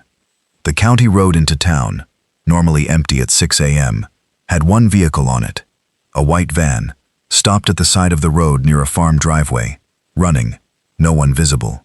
I gave it a wide berth on the center of the road and kept moving, watching my mirrors as I passed. Nothing moved. The edge of town was different. There was a burned building. I'd call it a hardware store, but it was a different one from Mike Connor's. A smaller one I'd not paid attention to on the first run. Just rubble now. The brick walls standing, but the interior collapsed, still faintly smoking. Not recent smoke. 2 days old at least. Main Street. 3 bodies on the pavement, at distances suggesting they'd each fallen separately. I noticed without staring. They were infected. I could tell from what I could see without looking closely. Not people who'd been shot. Not accident victims. Infected who died from whatever eventually kills them, which at this point I still didn't understand clearly. The pharmacy was still there. Joan Flannery's lights were off, but when I knocked at the back door, she answered. She looked like she hadn't slept in a week. She had a shotgun now instead of the baseball bat. She said the town had been through something bad 2 nights ago. She called it a wave, a concentration of infected that had come through from the south, moving along Route 51. They'd come through maybe 30 or 40 of them together, and they'd been drawn into town by a car alarm that had been going off for hours. Someone's vehicle had been damaged, set off the alarm, and the sound had brought them in from the highway. She'd locked herself in the apartment above the store and waited. She said they'd been gone by morning, moved on north, following the road sound maybe, or just drifted. She didn't know. I got the medication refill. Joan had found more in the back stock than she'd remembered having. A lot of common medications: blood pressure, diabetes, cholesterol, thyroid. She'd organized them and was keeping track of who in town needed what, doing informal medication distribution. I didn't ask what she was charging. She said nothing, just gave. Before I left, she said she'd heard there was a group forming in the county, people pooling supplies, sharing information. Not an official anything, just neighbors organizing. She said there was supposed to be a meeting at the VFW hall in Connellsville, but she didn't know when. I thanked her and drove back. On the way back, the white van on the county road was gone. The spot where it had been parked. There was something on the gravel, dark and spread. I drove past without stopping. It didn't look like spilled oil. Week 3, 4, 5. I'll compress this, because some of it was routine, in the way that survival becomes routine. Not comfortable, not safe, but a rhythm you live in, rather than a crisis you respond to. The supply runs. I made 6 of them over weeks 3 through 5. Pattern was always the same. Leave before full light. Travel on county roads only. Move fast at destinations. Back before afternoon. The areas I covered extended out to about 15 miles in each direction. I prioritized pharmacies and grocery stores, but also, and this was the logistics brain thing, I prioritized what I started calling supply infrastructure. Meaning, I didn't just look for consumer goods. I looked for the things that would let us produce or maintain things ourselves. Hardware stores, obviously. Farm supply stores. One in a small town called Smock had a supply of canning equipment, seeds in sealed packets, and fertilizer that I thought might become useful if we got to planting season. An agricultural chemical store that had a large quantity of bleach, pool chemicals, and cleaning supplies that would be critical for sanitation over a long period. A co-op that had feed grain in large bags, not human food exactly, but the capacity to keep chickens, which my mother suggested on day 16 when she mentioned that if we could find laying hens somewhere, our protein problem would be simplified enormously. I found laying hens at a farm about 4 miles up a hollow on day 19. The farm was abandoned. No people, no infected, no sign of what had happened to the family that lived there. But the chickens were alive, about a dozen of them, just loose in the barn since whenever. I put 12 of them in 3 dog crates I found in the barn and drove them back to my parents' place. My mother had the coop set up before I got back. An old one along the machine shed wall that she'd remembered my dad building 20 years ago, and that needed cleaning but was structurally intact. 12 chickens became the single most significant logistical improvement of month 1. Eggs, 6 to 8 a day when they were laying well, reduced our pressure on the canned and dried goods significantly. Also on a farm run. I'm going to say this directly and without much elaboration, because it's just what happened. I found a child. Day 22. Farm about 7 miles east, up a ridge road. I'd gone up there looking for a diesel tank I'd noticed from the road on my first week's mental survey of the area. I found the diesel tank and was filling my jerry cans from it when I heard a sound from the farmhouse. I took the 357 and went to the farmhouse carefully, knocked, called out, waited. The sound came again from inside. Not a word, just a sound. I tried the door, open. In the living room, under the couch, a boy, maybe 8, brown hair, dirty, wearing a heavy sweater and sweatpants, watching me from under the couch edge with the specific gaze of a child who has been somewhere very frightening for some time and is no longer entirely certain which things are real. I sat down on the floor in front of the couch, not standing above him, just down on the floor. I said my name and said I was not going to hurt him. He watched me. I asked him how long he'd been here. He didn't answer at first, then held up 3 fingers, then seemed uncertain about it. He told me eventually that his name was Connor, that his parents had left to go to a neighbor's house 3 days ago and hadn't come back, that he'd been hiding and eating crackers from the kitchen. I drove Connor Holt back to my parents' house in the truck. He sat in the passenger seat with the seatbelt on and looked straight ahead. He didn't cry. He asked once if I knew where his parents were, and I said I didn't know, which was true. And then I didn't say anything more about it, because I couldn't make it better. My mother was better at the next part than I was. She fed him. She sat with him. She found a deck of cards in the drawer, and played Go Fish with him at the kitchen table while I unloaded the truck. And she had a way of doing it that made the cards seem like the most normal thing in the world. And by the time I came back inside, he had cards in his hand and was watching hers with the focused concentration of a kid playing a card game. And she'd done something I don't have a name for, just made it normal. Connor Holt stayed with us. Month 2. I need to talk about what happened with the Haywards, and then about the people who showed up from the highway. Dave Hayward's wife's mother, Eleanor, 74 years old, had a fall on day 31. Kitchen floor. Hip. Not the same hip as my mom's previous surgery, but still. Elderly woman. Hip fracture. In a world without functional emergency services, that's a serious situation. Dave came to the fence line with the 2-lantern signal at midnight, and I grabbed the first aid kit and went over. There was nothing I could do about the hip fracture itself. I'm not a doctor. I had no surgical tools and no anesthesia, and no way to set a bone. What I could do was assess her pain, give her ibuprofen and aspirin in the dose pattern I'd read about from the first aid resources I'd downloaded when I had signal, make her as comfortable as possible, and tell Dave that she needed rest, warmth, and nutrition, and that was about all we could offer her. She lived, in some discomfort for a long time, moving very little, but she lived. She was functional enough by month 3 to sit in the kitchen and teach Connor Holt card games, which became a regular fixture. The people from the highway. This is the complicated one. Day 36. Late afternoon. 6 people walked up the county road from the south, on foot. They were moving with the specific quality of people who had been moving for a long time, not stumbling, not rushing, just the steady, low-impact gait of people conserving energy over distance. They had packs, improvised stuff, mismatched. A man in the lead, maybe 35. A woman who might have been his wife. 2 older teenagers. A heavy-set man in his 40s, who moved slower than the others.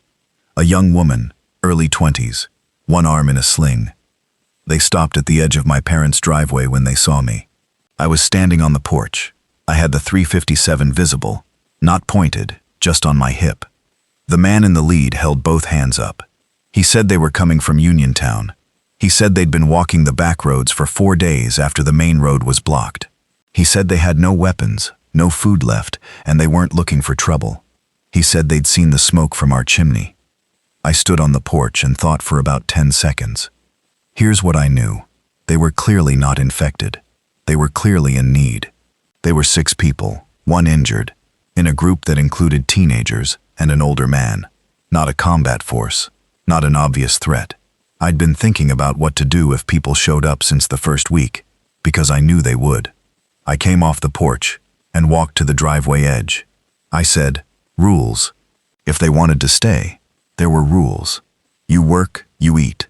You don't touch the food supplies without asking. You don't go into the machine shed unsupervised. You don't leave the property without telling someone where you're going and when you're coming back. No exceptions to any of it. The man in the lead said that was fine. He said his name was Roger. His name was Roger Pelham, and his wife was Karen, and the teenagers were their kids. A boy named Brendan and a girl named Lily. The heavy-set man was Karen's brother, whose name was Dale, which I didn't point out was my nickname that my dad used. No, wait, my name is Cal. Dale was his name. The young woman with the sling was a complete stranger they'd picked up on the road outside Uniontown. Someone named Annika, who'd hurt her arm in a fall while running from something she didn't want to describe clearly yet. We were now 10 people on a 40-acre property in Fayette County, Pennsylvania. My mother, 70, hip trouble. My dad, 73, arthritis. Me, 48, not sleeping enough. Connor, 8, recently orphaned. Dave Hayward, his wife Patricia, their son Tyler, and Patricia's mother Eleanor next door, and intermittently with us. And now 6 more. The logistics changed. Everything I'd built up to that point, the supply plan, the food rotation, the generator schedule, needed to be recalculated. I spent that evening at the kitchen table with my notebooks. New numbers, new rates of consumption, new task assignments. Roger and Karen had both worked physical jobs. He'd been a construction site supervisor. She'd managed a warehouse. Physical people, capable. Brendan was strong and willing, Lily had a quiet competence about her that I noticed on the first day. Dale, the brother-in-law, was slower and complained more than the others, but he wasn't lazy. Annika, with the sling I didn't know yet. I built a task rotation chart and presented it the next morning to everyone. Perimeter checks, firewood, food preparation, water, animal care, the chickens, and a garden we were planning. Nobody objected seriously, though Dale made a face at the chicken duty. We made it work. Month 2 also brought the weird thing, the thing I still don't have a clean explanation for. On day 41, I found footprints at the back fence. Not infected. The infected don't move with that kind of purpose. These were boot prints, human, moving along the outside of the back fence line in both directions, stopping at several points. Someone had walked the exterior of our perimeter, and they'd done it at night. The prints were fresh, overnight, maybe 3-4 a.m., based on the frost pattern around them. I told my dad. He said nothing at first, just looked at the prints from the other side of the fence without crossing over. Then he said, "Someone sizing us up." I said, "Yeah." He said, "Neighbor or problem?" I said I didn't know which. That night I did something I don't usually do, which is operate on less sleep than I need. I set the kitchen timer for 2 a.m. and got up and sat at the back window in the dark, with the binoculars and my dad's rifle across my knees. Sat there until 4:30 a.m. Nothing came out of the tree line. The footprints came back the night after. Same pattern, same boot, same path along the back fence. Whoever it was, they were coming every other night and studying our setup. I found places where they'd stopped for extended periods, the pressed down grass of someone crouching and watching. On night 4 of my watch rotation, I finally saw them. A single figure, coming out of the wood line at 2:40 a.m., moving along the back fence at the tree line edge, carrying something. I thought a pack. They stopped about 40 feet from the fence, crouched, stayed crouched for a long time. I watched through the 10x42 binoculars in the dark. I could see them, but not well enough to read anything except one person, calm, looking at the house, making no threatening move. After 20 minutes, they turned around and went back into the woods. I went out in the morning and found where they'd been. At the spot where they'd crouched, I found something on the ground, a plastic bag, tied shut. Inside it, a folded sheet of paper and a small tin of Carmex lip balm. The paper was a note, handwritten. It said, "I've been watching 2 weeks. You're doing things right. I'm alone. Not looking for charity. I have skills. Field medicine, food preservation, radio communications. I'm camped in the hollow northeast of your wood line.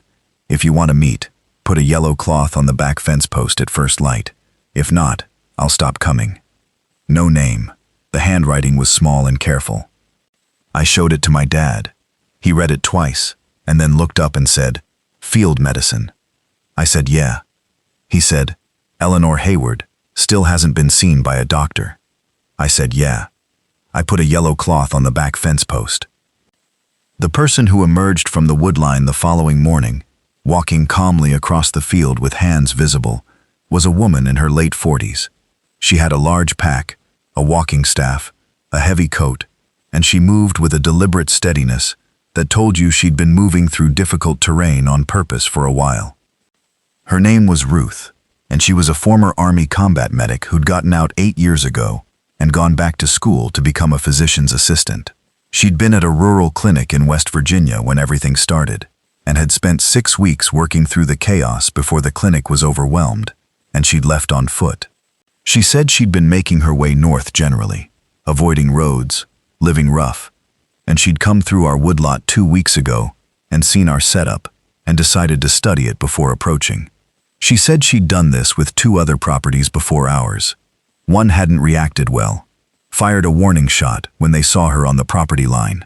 One had let her in, and she'd stayed 5 days and then left because the situation there was unstable. She said ours looked stable. I asked her what she meant by stable. She said, "You're not doing things from panic. You're doing things from planning. Different. Better." I said we'd be glad to have her if she was willing to work and willing to follow the property rules. She said she'd been sleeping in a hollow for 3 weeks, And that property rules sounded fine. Ruth Gallagher, former Army, former PA.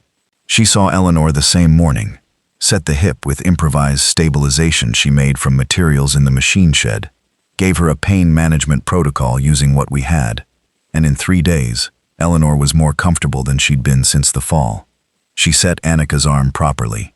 It had been self-splinted and set crooked, and Ruth reset it, which was not a pleasant process, but Annika was stoic about it.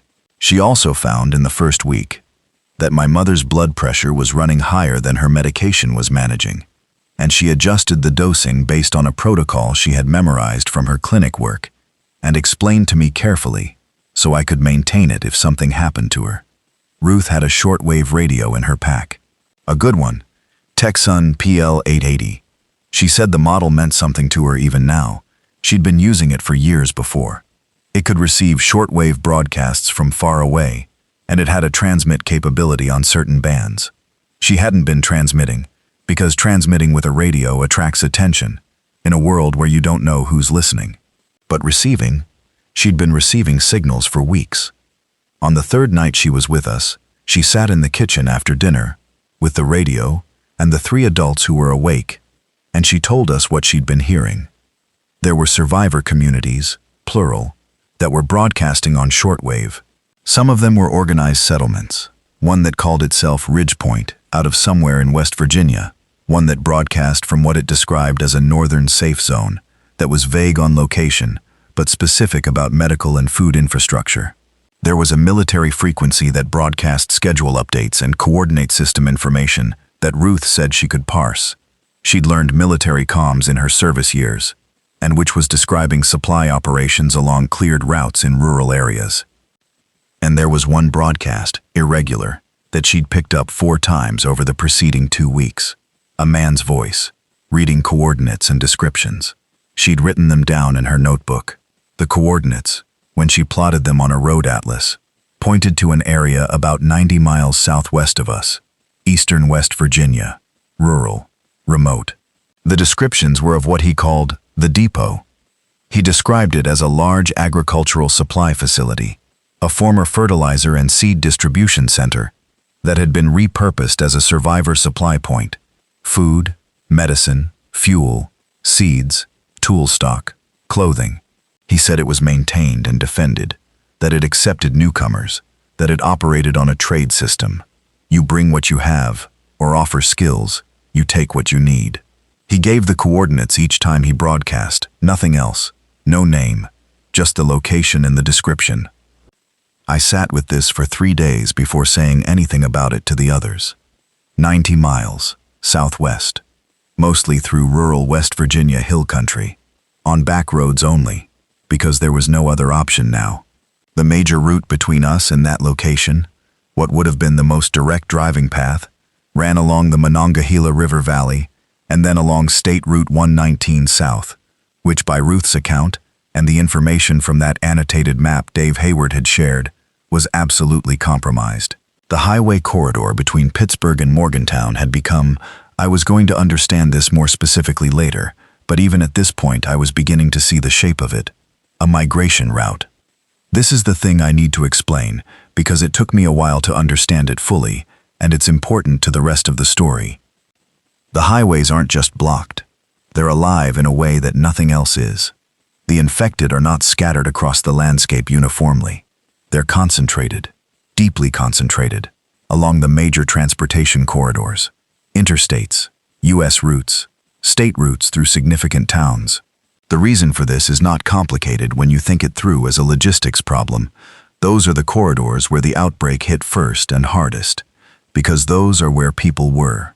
The initial panic produced enormous concentrations of people on roads, trying to flee, generating noise, generating movement, generating the kind of stimulus that attracts the infected and draws them in. Thousands and then tens of thousands of infected drawn to highway corridors that had thousands and then tens of thousands of trapped, panicked people. And then the highways stayed that way, because the infected that accumulated there didn't disperse afterward. When the people were gone, the infected remained in the corridors, because the corridors continued to be the noisiest places in the landscape. Wind through tunnel cuts, the sound of loose metal on abandoned vehicles, the occasional passing vehicle or aircraft drawing them. They clumped. They stayed clumped. If you looked at the pattern I'd been watching for 2 months, the annotated maps, the radio reports, the observations from my own runs, you could see the shape. Arteries of dense infection along every major road, with relatively clear zones in the spaces between them, like a river system. The main channels running thick, the land between them cleaner. This meant you could move between the corridors if you knew the spaces between them. But crossing a corridor, actually crossing one of those highway routes, that was dangerous in a specific and predictable way. You'd be crossing a zone of high density, briefly, and you'd need to do it without generating noise, which meant you'd need to be in a vehicle moving carefully and quietly, no unnecessary engine revving, windows up, and you'd need a crossing point where the infected concentration was as thin as possible. The thinnest crossing points were where the highway corridors had gaps, where a section of highway had been avoided for some reason, even in the panic of the first days, where topography or distance had kept a stretch less traveled and therefore less contaminated. On a map, those gaps are visible if you know what to look for. Bridges with limited access points, rural sections far from any interchange where people hadn't been funneling, areas where a road ran through something that people wouldn't have naturally stopped at. I spent a week on this analysis. 2 notebooks full of route analysis, using every map I could access.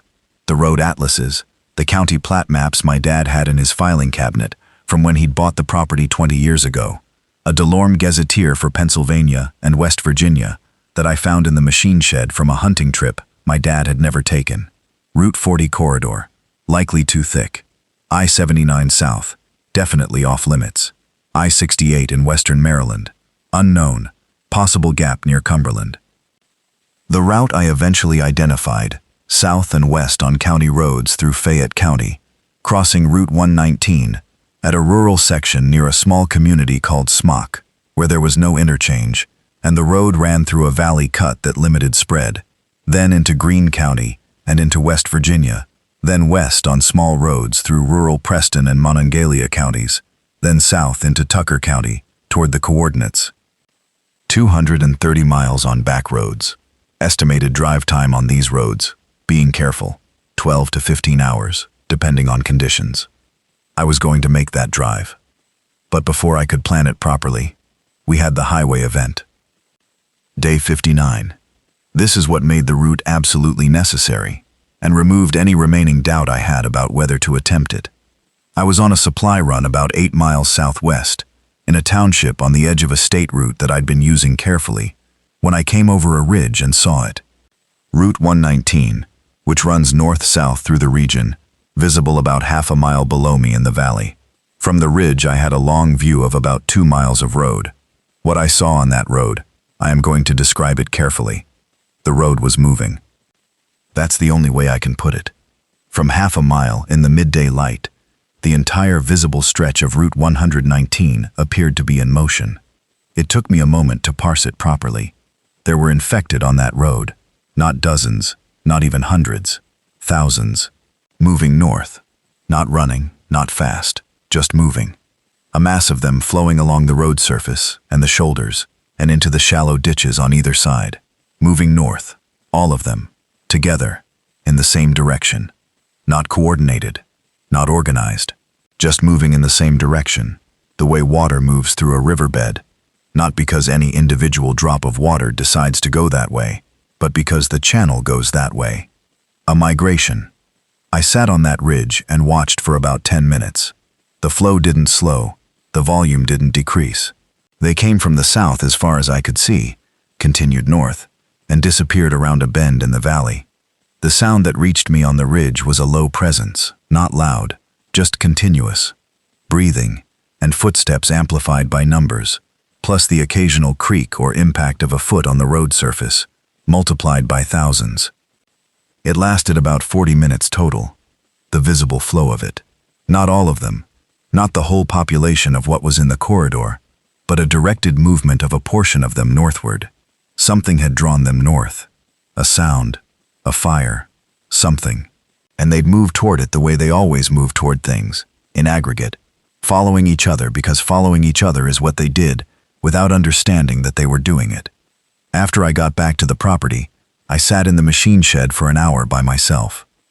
The corridor wasn't just dangerous, it was active. It was a living system with its own dynamics, and those dynamics included mass movements that could overflow into the land on either side of the road, if a trigger was strong enough. We were 8 miles from Route 119. We'd felt safe enough from it. But watching that flow on the ridge made me understand that 8 miles wasn't the permanent buffer I'd been treating it as. If something big enough happened north of us, a fire, a major noise event, something explosive, we could see that overflow reach us. The depot wasn't optional anymore. It was about whether we survived the next phase of this. I went back inside and told my dad, and then told the others, what I'd seen and what I thought it meant. Roger Pelham asked what we were going to do about it. I said we were going to plan a trip. The planning took 2 weeks, which felt like too long and wasn't. Here's what I needed to figure out. Vehicle choice. We had my F-250 and my dad's international pickup, Ted Rickart's truck, which I'd moved to our property to keep it maintained, and the Haywards had a Subaru Forester and an older Chevy Express van. The best option for this run was the F-250 for range and cargo, and the van as a secondary if we needed to bring back volume. But the van's engine was louder than I'd like. I'd need to look at that. Fuel, 90 miles each way, 230 by the route I'd planned. Call it 500 total round trip with contingency. The F-250 gets about 16 miles per gallon on highway, less on rough road. I estimated 14 average. That's about 36 gallons for the trip. I currently had about 40 gallons in stored fuel, so the round trip was possible on what I had. Barely, but there was no margin. Which meant I needed to find fuel en route or before. People. I wasn't going alone. Not because I needed company, but because a solo driver on a 12-hour backroad run through infected territory was a risk that multiplied every time I got out of the vehicle for any reason. I wanted a second-person minimum, someone capable of staying calm, someone with specific skills I'd need. Ruth was the obvious second. Field medicine, radio communications, calm under pressure. She was the person. I asked her on day 63, and she said yes without hesitation. I also asked Brendan Pelham, Roger's son, because he was 17, physically capable, had already shown he could follow instructions under stress, and his reaction time was better than anyone else's on the property. His parents took this less well. His mother, Karen, said she understood, but she didn't like it. His father, Roger, said he'd go instead of Brendan. I said I needed Brendan's physical speed and Roger's organizational skills here more than I needed Roger in the truck, and I wasn't being diplomatic. I was being accurate, and Roger knew it. He nodded. 3 of us. F-250. Route planned and diagrammed in 2 copies.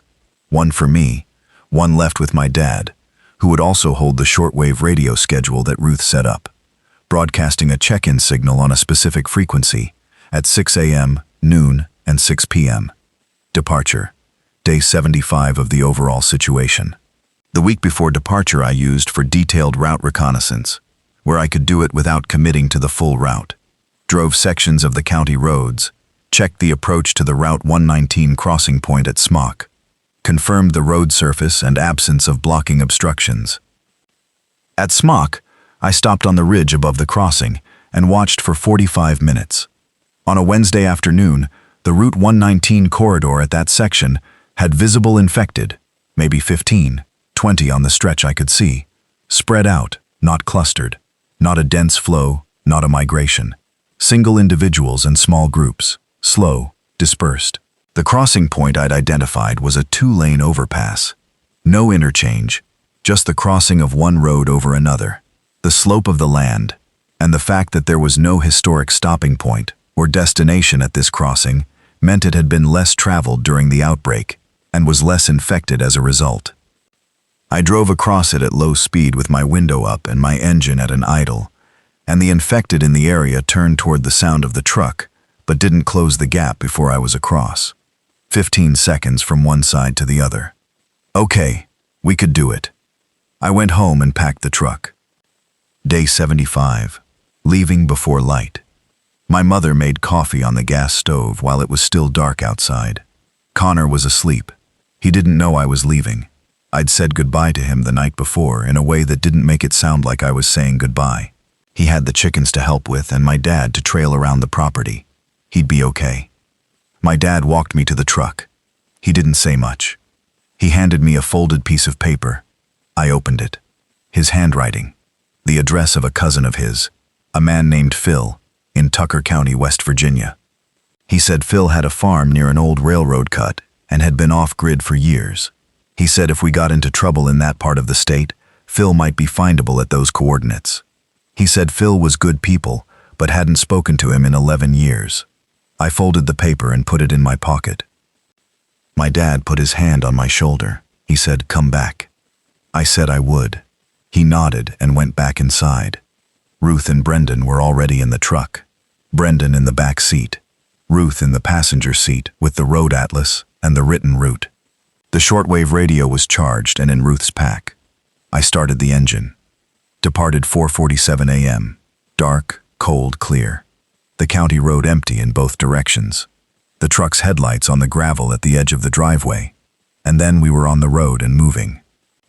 The first hour was county roads through country I knew. South through Fayette County, through the hollow roads that were the arterial system I'd been using for small runs, now extended south further than I'd gone before. The roads held. No blocked sections. No abandoned vehicles in problematic positions. We passed one farmhouse with a light in the window, and I slowed slightly as we went past and thought about that light.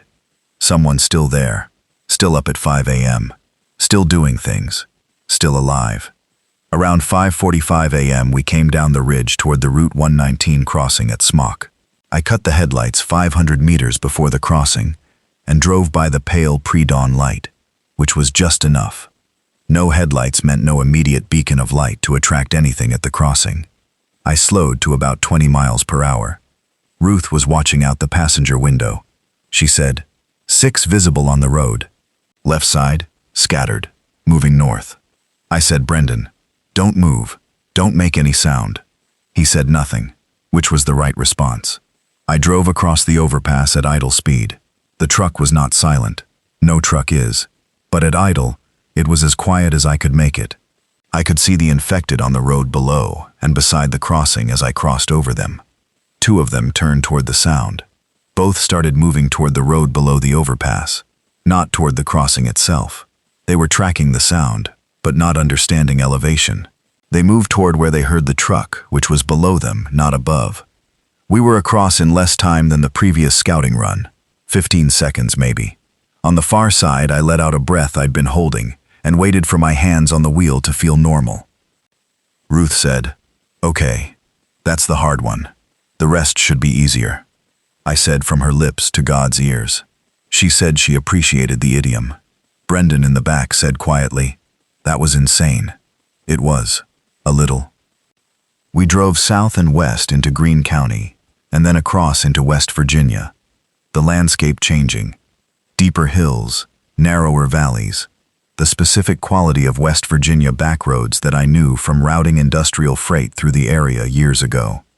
The roads got tighter. Some of them were barely paved. Old chip seal over a base that had seen better decades. But they held. The F-250 handled it easily. We passed through 3 small West Virginia towns in the first 4 hours of the West Virginia driving. Tiny places. Crossroads with a church and a post office and 6 houses. 2 of them were empty, visually. One had signs of activity. A garden plot along a house's front yard, newly dug, the earth turned, and a hand-lettered sign on a fence post that said, "No room, keep moving." I kept moving. Around 10 a.m. we hit the fuel problem. Not empty. I'd been monitoring the gauge, but we were down to just over a quarter tank, and I was watching the math. My planned fuel stop was an agricultural co-op I'd identified on the route map, 20 miles ahead, that I'd calculated likely had diesel or gasoline for farm equipment. I needed that stop to go well. I turned down the road to the co-op and stopped about a quarter mile out, engine off, watched through binoculars. The co-op was a large metal building with a storage yard, a few silos, and fuel tanks visible on the south end of the lot, the kind of above-ground fuel storage that farm supply places run. I could see the tanks from here. They were intact. I couldn't see any people. I could see 2 vehicles in the parking area, both of which looked like they'd been there a while, based on the dust on them. No movement. We drove in slowly, engine at idle, parked at the fuel tanks. Ruth and I got out. Brendan stayed in the truck, engine running, ready to move. The fuel tanks were locked, padlocked, heavy-duty hasp, but they were clearly full, or nearly so. I pressed on the side of the first one and heard a liquid sound. I went to the co-op building. The door was locked. I found a window on the side of the building, single pane, low enough to reach. I put my elbow through it, unlatched it, climbed through. Inside the co-op was dark and had that particular smell of agricultural chemicals and fertilizer and dust. I found the key cabinet on the wall behind the front counter immediately. Not hard to find. Same setup as every co-op I'd ever visited for dispatch purposes. The fuel cabinet key was labeled. I took it.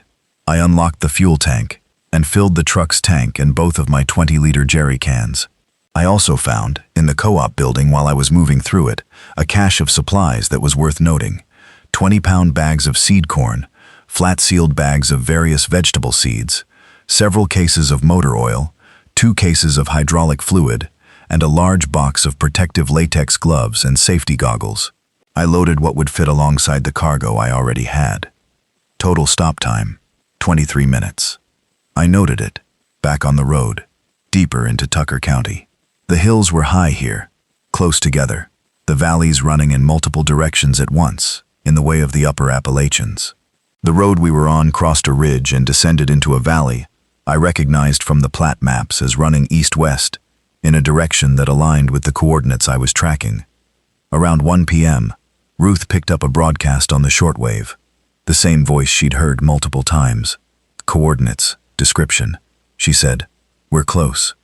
Maybe 12 miles. 12 miles on these roads was about 45 minutes. We drove. The road leading to the depot was a gravel track off a paved county road, marked by nothing except a tree, with a piece of orange surveying tape tied to it, about 8 feet up.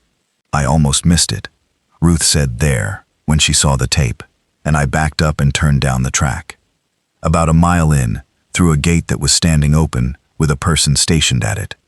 The person was a man, maybe 30, with a hunting rifle across his chest, and a hand raised in the universal gesture of, "Slow down, identify yourself." I slowed to a stop, window down. He looked at the truck, looked at us. He said, "You broadcasting on the shortwave?" I said, "No, we heard the broadcast." He said, "Come from far?" I said, "Southwest Pennsylvania, southeast, Fayette County." He nodded slightly. He asked how many, and I said 3, and I described Ruth and Brendan, in case they weren't visible through the windshield. He looked at the truck bed through my window, the supplies, the fuel cans, the seed bags. He said, "You didn't come empty." I said no. He said, "Park inside the fence." He stepped aside. I drove through the gate, the depot. I need to describe this, because it was so specifically at odds with what I'd expected and what I'd feared. I'd built up a picture of it in my head over the weeks of planning, and the reality was at once smaller and more solid. It was an agricultural distribution center, exactly as described in the shortwave broadcasts. A large metal building, maybe 120 feet long, with a loading dock on one side and a fenced storage yard on the other. The fence around the property was chain link, maybe 8 feet, topped with additional wire. The gate we'd come through was vehicle rated, solid. Inside the fence there were tents and shelters built against the main building's walls, improvised structures made from the kind of tarps and materials that accumulate at any agricultural facility. About 40 people visible, more than I'd expected or feared. They were doing things, working. A woman sorting canned goods into categories against the building wall. 3 men repairing something. I could see sparks from a welder, which meant they had power from somewhere. A garden area in one corner of the yard, small but real, winter bare now but clearly maintained. There was a structure made from cargo containers on the north side. 2 20-foot containers stacked and braced. clearly being used as elevated storage. A man on top of the upper container with binoculars, watching the surrounding tree line. I got out of the truck slowly, hands visible. Ruth and Brendan followed. A woman came toward us from the building. She was tall, maybe late 50s, wearing a work jacket and a Carhartt cap, moving with the specific decisiveness of someone who'd been making decisions constantly and was comfortable with it. She introduced herself as Carol. She said she'd been part of the facility's management before the outbreak, supply distribution, agricultural products, and had stayed when everyone else left and had built on it from there. She asked where we were from, and what we needed, and what we had to trade. I said I had fuel, 40 liters in the jerry cans, which she could have if she wanted it. I said I had seed corn and vegetable seeds from the co-op, motor oil, hydraulic fluid. I said I had a freight logistics background, and if she had routing problems or supply chain questions, I could consult on them. She looked at me sideways at that, not sure if I was being serious. I was being serious. She said they needed fuel, yes. She said the seeds were more valuable than the fuel by her calculation. She asked about the medical skills of our group, and I said our PA was at our home property, but we had her radio communications and could relay if needed. She said, "What do you need?" I told her. My list: insulin, 2 people in the settlement who were going to be in serious trouble without it, specific antibiotic types that Ruth had identified, wound closure supplies, 2 propane regulators, a hand-crank grain mill, vitamin supplements in quantity, and information. The last one she asked about. What information? I said, "Tell me what you know about the highway corridors south and west of here, whether anyone has information about population movements of the infected, whether any survivor groups in this region are coordinating transport, and whether anyone else is reading the migration patterns." She looked at me for a moment. She said, "Come inside." What I learned at the depot over the 6 hours we spent there. Carol and a man named Henry, who was doing the route information broadcasts, had been in contact with 12 other survivor settlements across a 3-state area. Not direct contact in most cases, radio contact, relayed messages, information sharing. They had maps, better maps than mine, compiled from a dozen sources over 2 months, showing what was confirmed about the infected distribution in the region. Henry showed me these maps. He was an older man, maybe 70, who had clearly been a very good person to have in this specific situation. Meticulous, organized, with a background that he described as amateur cartography, and too much time on his hands before all this. His maps were hand-drawn but precise, with consistent notation. What his maps showed me confirmed and extended what I'd been piecing together for months. The infected were not distributing randomly. They were concentrating along the transportation infrastructure and making regular directional movements, migrations, that followed patterns. He'd tracked 7 major migration events in the past 2 months, all of them following highway corridors in generally northward or southward directions. He believed, and I sat with this for a moment because it was a significant idea, that the migrations were seasonal, not in the biological organism sense, not like bird migration driven by temperature, but in the human behavior memory sense. The infected retained some residual response to stimuli that in their previous lives had triggered directional movement. Warming weather, lengthening days, things that before the outbreak would have meant spring, time to move north. He said it was speculation. I said it was well-reasoned speculation, and that my own observations supported the directional elements, even if the cause was unclear. What this meant practically: the highways were not statically dangerous. They were dynamically dangerous, in ways that you could predict. A migration event along Route 119 north-south meant that the corridor would be thick for a period, and then would partially clear as the bulk of the mass moved on. There were windows. A woman named Greta, who'd been a wildlife biologist before, had been tracking the movement patterns and believed she could predict the approximate windows based on weather patterns and seasonal cues. She was not certain, but her predictions, cross-referenced with Henry's maps, gave a picture I could work with. I spent 4 hours at a table with Henry's maps, and my own and Carol's supply records, doing what I've always done: logistics analysis, What's available, where it is, what routes can move it, what the constraints are. It's not romantic work. It's just careful thinking. By the time we had to leave to make it back before dark, I had a dozen sheets of notes and a deal worked out with Carol. The deal: we would become a relay point. Our property in Fayette County, a known stable location, defensible, stocked, with people in it including a medical professional, would become a waypoint on a loosely organized supply movement network. Carol and the depot would route supply runs through us when they were going north. We would host passing survivors for short stays, 1 to 3 nights max, and provide what we could in terms of medical support and information. In exchange, we'd receive priority on supply allocations when the depot had surplus, and we'd be in the radio communication network that Henry was running. Not an alliance, not a formal organization, more like being put on a map, becoming a node in a logistics network. Which is, when you get down to it, exactly what I've spent my entire career building for other people. Carol asked if this was something I could commit to without consulting my group. I said I knew the answer was yes, because I knew the people I had with me. She said, "Then we have a deal." We shook hands. I also, on the way out, at the gate, got pulled aside by Greta, the wildlife biologist. She said she wanted to tell me something that wasn't on Henry's maps, because Henry thought it was too speculative to include. She said she'd been watching the infected for 2 months, really watching them the way she'd watched animal populations for 20 years. She said there was something she'd noticed that she didn't understand, but thought was important.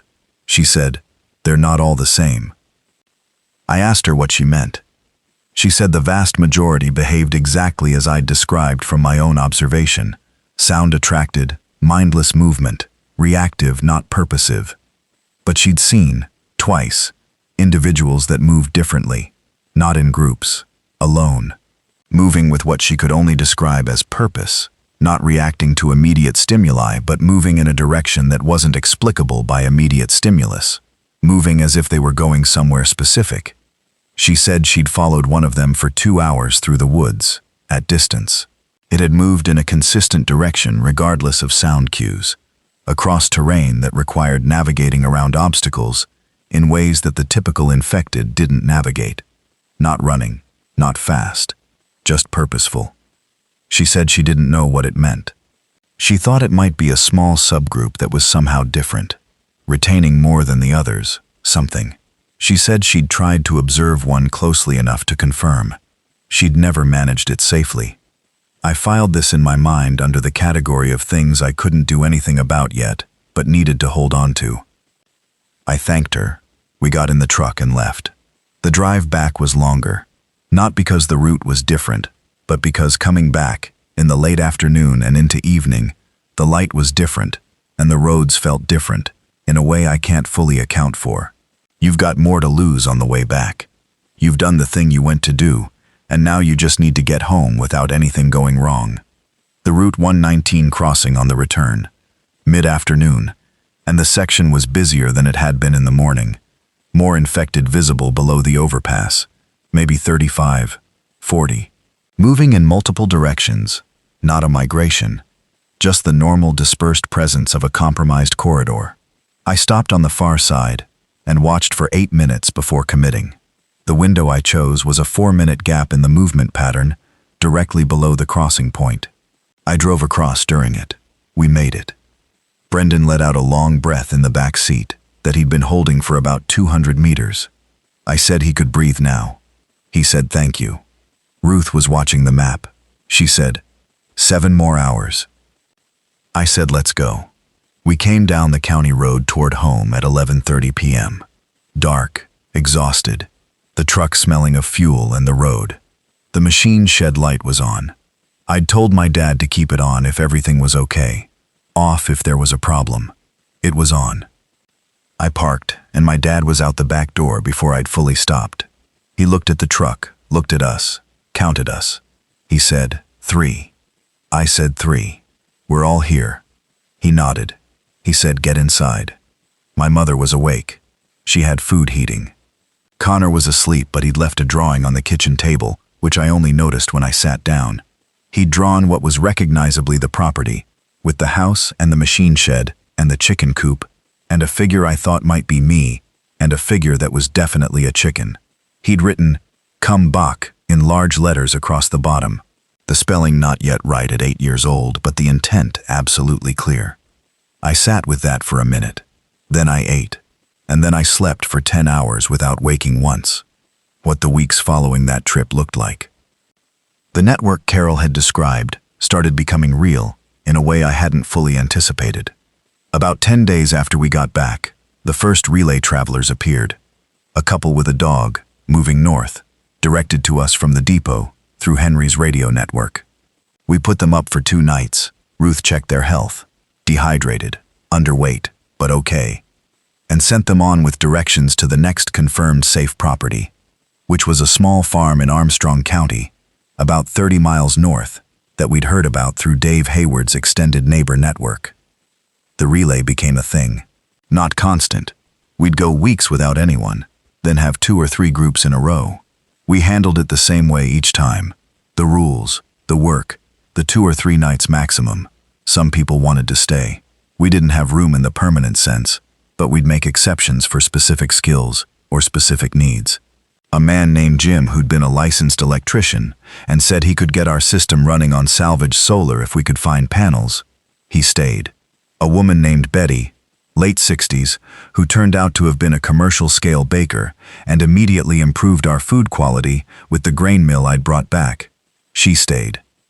The property had 14 permanent residents by month 4 and a rotating population of transients that averaged maybe 2 more at any given time. The logistics of that, significant. Not unmanageable, but significant. I kept the notebook. I kept the rotation. I kept the food and fuel math updated weekly. It was work that felt familiar even in this context, because it's the same kind of work. You have resources. You have needs. You have constraints. You find the path that keeps everything moving without breaking. Month 4 brought 2 things that changed the picture significantly. The first was spring. February had given way to March, and March to April, and the change in temperature changed everything about what we were seeing in the infected. Greta's theory about seasonal movements was proving out. There was a large northward migration along Route 119 in late March that Henry's radio network reported with good advance warning, and we prepared for it by reducing any external activity for 3 days around the expected window. The migration came, a large flow northward through the corridor, and the day after it passed, the road was noticeably less dense than it had been for weeks. The corridor partially cleared, temporarily. The partial clearing meant we could do more frequent supply runs south in the window after the migration. I used that window hard. 4 runs in 2 weeks, extending farther south than I'd gone before, returning with supplies that improved our situation significantly. The seed corn and vegetable seeds I'd brought from the co-op, plus a dozen seed packets I'd gotten from a garden store on one of the April runs, went into ground as soon as the soil temperature was right. My mother and Betty managed the garden. Connor helped, which he found absorbing, and which was good for him in ways that had nothing to do with horticulture. The second thing that month 4 brought was Phil Brennan, my dad's cousin. The address in Tucker County, West Virginia, that my dad had written on that folded piece of paper the morning I left for the depot run. Phil showed up on a Tuesday afternoon, on foot, with a mule. I mean that literally, a mule, loaded with 2 saddlebags and a tarp roll. He was 65, gray-bearded, heavy-set, and he walked with the gait of someone who'd been walking long distances for a while. He came up the county road and stopped at the driveway and said my father's name in a questioning way. I said Glenn was inside. I said I was Cal. He looked at me for a long moment, and then he said, "You look more like your mother." I said I'd been told that. He said, "Glenn sent a message through the network, said to come if I could." I found out later that my dad had given my network contact information to Henry's radio system and asked, very specifically, for Henry to relay a message to the Tucker County area, asking if anyone knew a Phil Brennan off a railroad cut. Someone had. The message had gotten through. Phil had a background that took us a while to fully inventory. He'd been off-grid for about 15 years.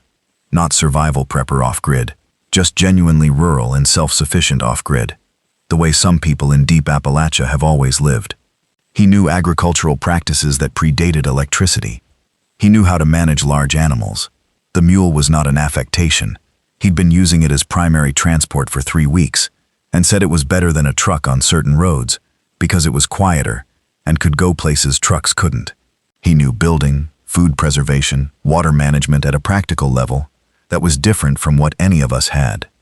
He and my dad spent the first 3 days in each other's company, doing that specific thing that men who haven't talked in 11 years do when they find each other again, working together and not saying much. I watched this and understood it. It was its own form of conversation. Phil was good for my dad in specific ways. My dad had been steady throughout all of this, steady in the way I recognized as something slightly effortful, something he was maintaining, not something natural. Having his cousin here gave him something I hadn't been providing, which is just the specific comfort of someone who knew him before. Month 5. The thing Greta had told me about was still with me. I want to explain why it stayed with me, because it's relevant to what came next. Greta had said she'd seen individuals that moved with purpose, that they navigated around obstacles, that they moved in a direction not explicable by immediate sound or movement stimulus. I'd been thinking about this in the context of what I knew about the behavior I'd observed, the normal ones, and I'd observed enough of them now to say this with some confidence. They were reactive in the most basic sense. Pure stimulus response. Sound. Move toward. No sound. Wander without direction. They didn't plan. They didn't remember. They didn't recognize. They were alive in the biological minimum sense, but operating without the cognitive components that make a human being. But if Greta was right, if there were some that were different, what did different mean? I didn't know and I couldn't know from where I was, but I started watching more carefully on my runs, watching the individuals I saw, not just tracking their presence as threat or non-threat, but actually watching their behavior, the pattern, what they did, how they moved. On a run in mid-April, I saw one that stopped me for a moment. I was on a ridge, watching a valley below, and there was a single infected below at the far end of a field. It was alone, no others in sight, and it was moving across the field, not toward any sound. I'd been quiet, engine off, windows up, but in a consistent direction. It moved in that direction for about 200 meters, encountered a fence, and then did something I hadn't seen before. It stopped at the fence. It stood there for what I estimated was about 30 seconds, and then it moved along the fence line, not the original direction, but along the fence, until it found a gap, and went through the gap, and continued in roughly the original direction on the other side. An animal that smells prey will navigate around barriers to reach it. Some animals will do that, predators that hunt by scent. I thought, this one was navigating around a barrier, and there was no prey on the other side of that fence that I could see or account for. I drove back to the property and said nothing about this to anyone else that night. I thought about it instead, which is what I do. The next morning, I wrote in my logistics log, individual navigating purposively. See Greta's notes. Depot.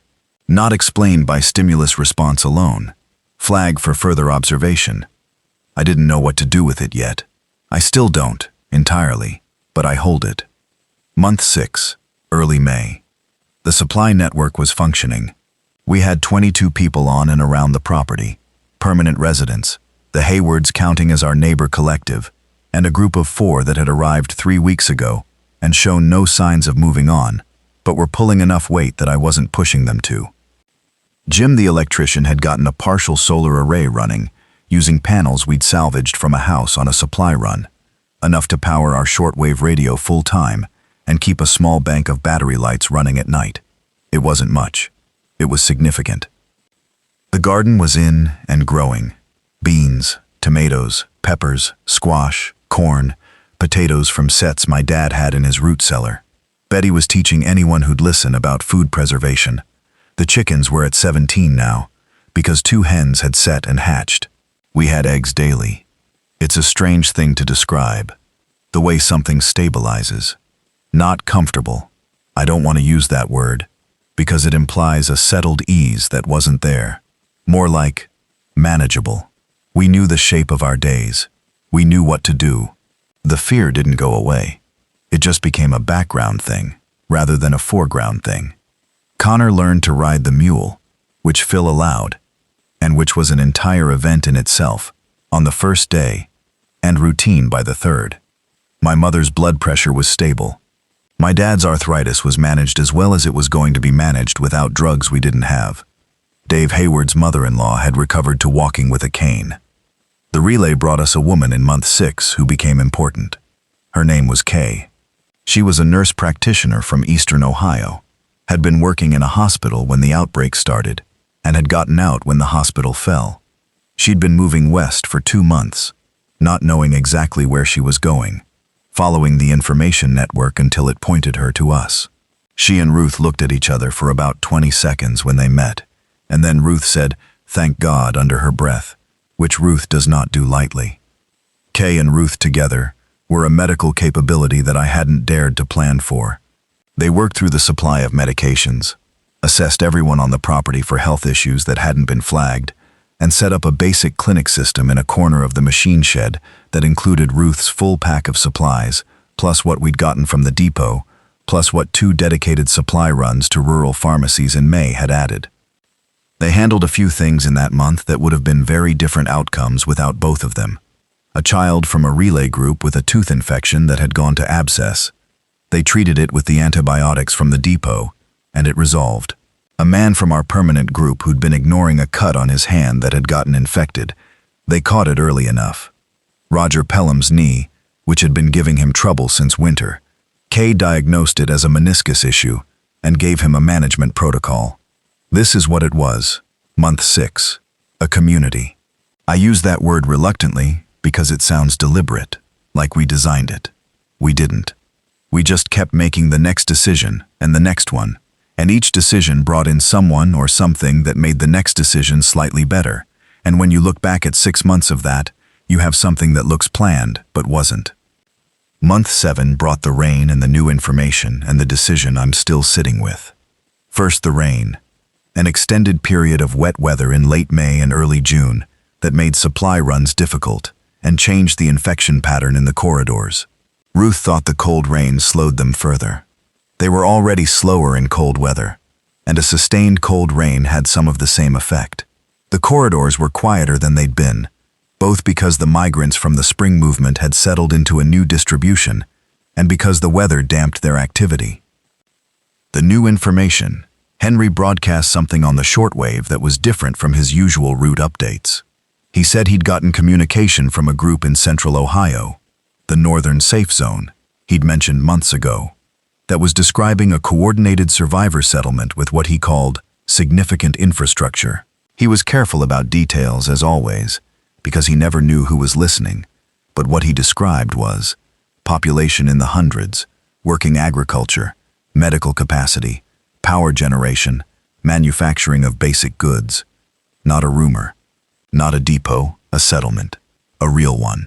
And then the second piece. One of the relay travelers, a man named Grant who'd come through in mid-June and stayed 4 nights, had information that he'd picked up from someone who'd come from that direction. He said the settlement was a former small city, a city small enough to be manageable, with a perimeter they'd actually cleared and held. He said they were actively trying to reach other survivor groups to build a wider network. I knew the name he gave. I won't write it here. Old dispatcher habit of not committing specific routes and destinations to paper unless necessary. But I knew it. And I knew the roads between here and there. I've been sitting with this for 2 weeks now. Writing it out helps me think. Here's the question. We have something stable here, finally, after 7 months of building it from nothing. We have people who depend on the things we've established. We have a supply network, a medical capability, a food production base, a communication node. We are, by any reasonable measure, surviving. Going toward that settlement means movement. It means risk. It means the corridor crossings, the back roads, the long drive, the possibility that what Grant described isn't as solid as it sounds. Staying means the highway corridors are still out there, still moving, still a potential overflow threat. It means we're isolated, no matter how connected our radio network feels. It means we're dependent on our own resources indefinitely. I've talked to my dad about it. He said, "What does your gut say?" I said, "It says go." He said, "Mine too." I've talked to Ruth, to Roger, to Phil. Phil said he would go back to his property in Tucker County before any long move north, that he had things there he needed, and that he might know additional information about the roads. He said he'd meet us at the depot on a specific date if we decided to go. That's not a small thing, Phil knowing those roads. I've talked to my mother last. She was the last because she's the hardest to read on these things, and because she mattered most to get right. She sat at the kitchen table with her tea, and she listened to me lay out all of it, the stable situation here, and the reasons to move and the reasons not to. And when I finished, she was quiet for a moment. Then she said, "Calvin, you didn't drive for 24 hours to keep us in one place forever." I looked at her. She said, "We can rebuild what we built here. We've done it once." I said, "It wasn't just about her and Dad. It was about everyone." She said, "I know. That's why we should go." My mother, Donna Brennan, 70 years old, blood pressure managed, hip trouble ongoing, 8 months of apocalypse on her face, in specific ways that I see every morning at breakfast. She still makes coffee on the gas stove before anyone else is up. She still says grace before meals, quietly, without making it an event.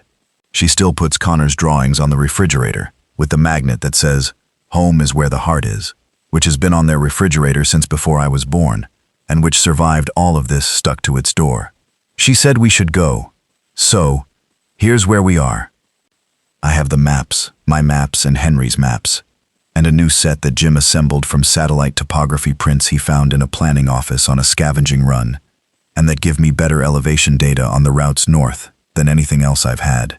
I have the route planned, primary and 2 alternates, corridor crossings identified at 3 points, and each one scouted remotely as well as I could scout them without physically going there yet.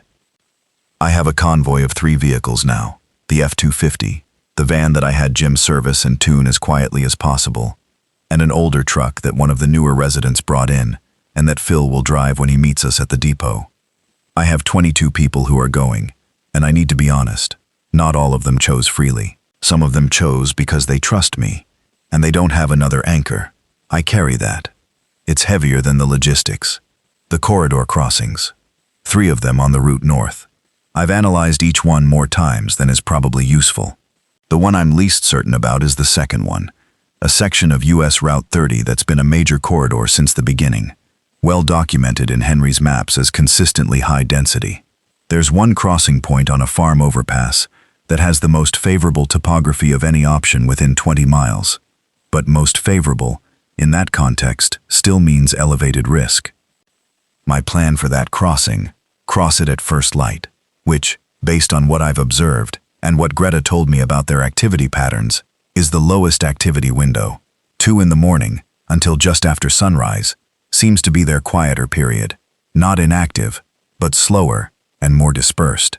I'll take the overpass crossing at first light, engine at idle, no lights, and we'll be across in under a minute. I've done it before, I can do it again. The date I've set for departure is 2 weeks from now. Everything between now and then is preparation. Each person has a task. Each vehicle has a manifest. Each contingency has a response plan. I explained the plan to the full group last night, in the machine shed, all 22 of us standing around the workbench where I'd spread the maps. I talked them through the routes, the crossing points, the contingencies. I talked them through the depot stop, where Phil would join us. I talked them through what I knew about the settlement to the north. I said I couldn't guarantee it. I said I thought it was the right move. I said anyone who didn't want to go could stay, that the property would still be here, that the Haywards had said they'd stay and maintain it, and it could remain a waypoint for the relay network. Nobody said they were staying. Roger Pelham said, "We've trusted you this far." I said I appreciated that, and I hoped it wasn't misplaced. He said he'd tell me when it was. What I think about at night, when everyone's asleep and the machine shed light is off and the property is as quiet as we've learned to keep it. I think about the drive down, 14 hours, not the 24 I'd initially titled this in my own head. 14 hours across states I knew, on roads I'd spent 22 years routing other people through. I think about the man standing in the road on the hill in eastern Ohio, and how close I came to hitting him before I swerved. I think about the woman at the Sunoco in Circleville whose sister in Pittsburgh stopped texting 3 hours earlier. I think about Ted Rickert in his recliner, with the half-full glass of water beside him, and the apple tree, and my mother saying something in Latin that I don't know the translation of. I think about Greta's observation, the individual infected navigating around the fence. I've never fully resolved what I think about that. It sits in my mind like a problem I can see the shape of, but can't solve yet. I think about Connor's drawing, "Come back," in large letters. He's been here long enough now that he calls my parents Grandma and Grandpa, which happened gradually over weeks, and which nobody commented on when it started, because commenting on it would have required acknowledging the situation it arose from, and we don't do that yet. Maybe sometime. I think about my dad standing at the back door of his truck in the driveway, on what should have been a normal Wednesday, holding a hatchet, asking if I was alone, opening the door when I said yes. He asked if I was alone. I wasn't. Not really. I've come to understand that. I was 200 miles and 14 hours from the closest person who mattered to me, which in one sense is very alone, and in another sense is not alone at all. The tether held. I drove toward it. I'm going to keep driving north in 2 weeks. Different roads, longer route, more people in the vehicles, but the same logic. You drive toward the people who matter. You keep the tank as full as you can manage. You use paper maps when the network fails. You cross the dangerous parts at first light. You come back. 2 days before departure. The vehicles are loaded. The manifests are checked against the physical contents twice. The 3 corridor crossing points are memorized by everyone who's driving. The radio check-in schedule is confirmed with Henry. My dad is going to do something he hasn't done in 20 years, which is leave his property in someone else's care. He won't say this is hard for him. He'll say the garden needs watering. He'll say the chicken coop latch sticks when it's cold. He'll say he's put a note about the hand pump in the tool drawer for whoever needs it. He'll stand at the back door the same way he stood at the machine shed that first night when I got home, checking the property the way you check something you built and have kept, and can't fully let go of even when it's time to go. I'm going to let him do all of that without rushing him. We have time. Ruth found a second shortwave frequency last night, someone new, broadcasting from north of the Route 40 corridor, describing roads she didn't know and a route she hadn't heard before. She listened to it twice, and then came and found me and said, "There are more people out there than we thought." I said, "Yeah, I think there are." She said, "Do you think they'll be findable?" I thought about that for a minute. 22 years of dispatch work, moving things from where they are to where they need to be, finding the path between them. I said, "Give me a map and enough fuel." She almost smiled. Ruth almost smiling. Is a significant event. I went back to the table with the maps and the notes and the planning that still needed doing, and the generator ran its 3-hour window, and the chickens made their sounds in the coop, and somewhere across the pines, Ted Rickert's empty house was dark and quiet, in the way of things that have been left behind, and the county road was empty in both directions. The morning I left St. Louis, I drove east because I had no other choice. Now I'm leaving here to drive north, and the choice is still the same in the ways that matter. You go toward the people. You build something from what you have. You don't stop when it gets hard. You reassess, reroute, keep moving. Same job, different dispatch board. I'll leave the light on in the machine shed.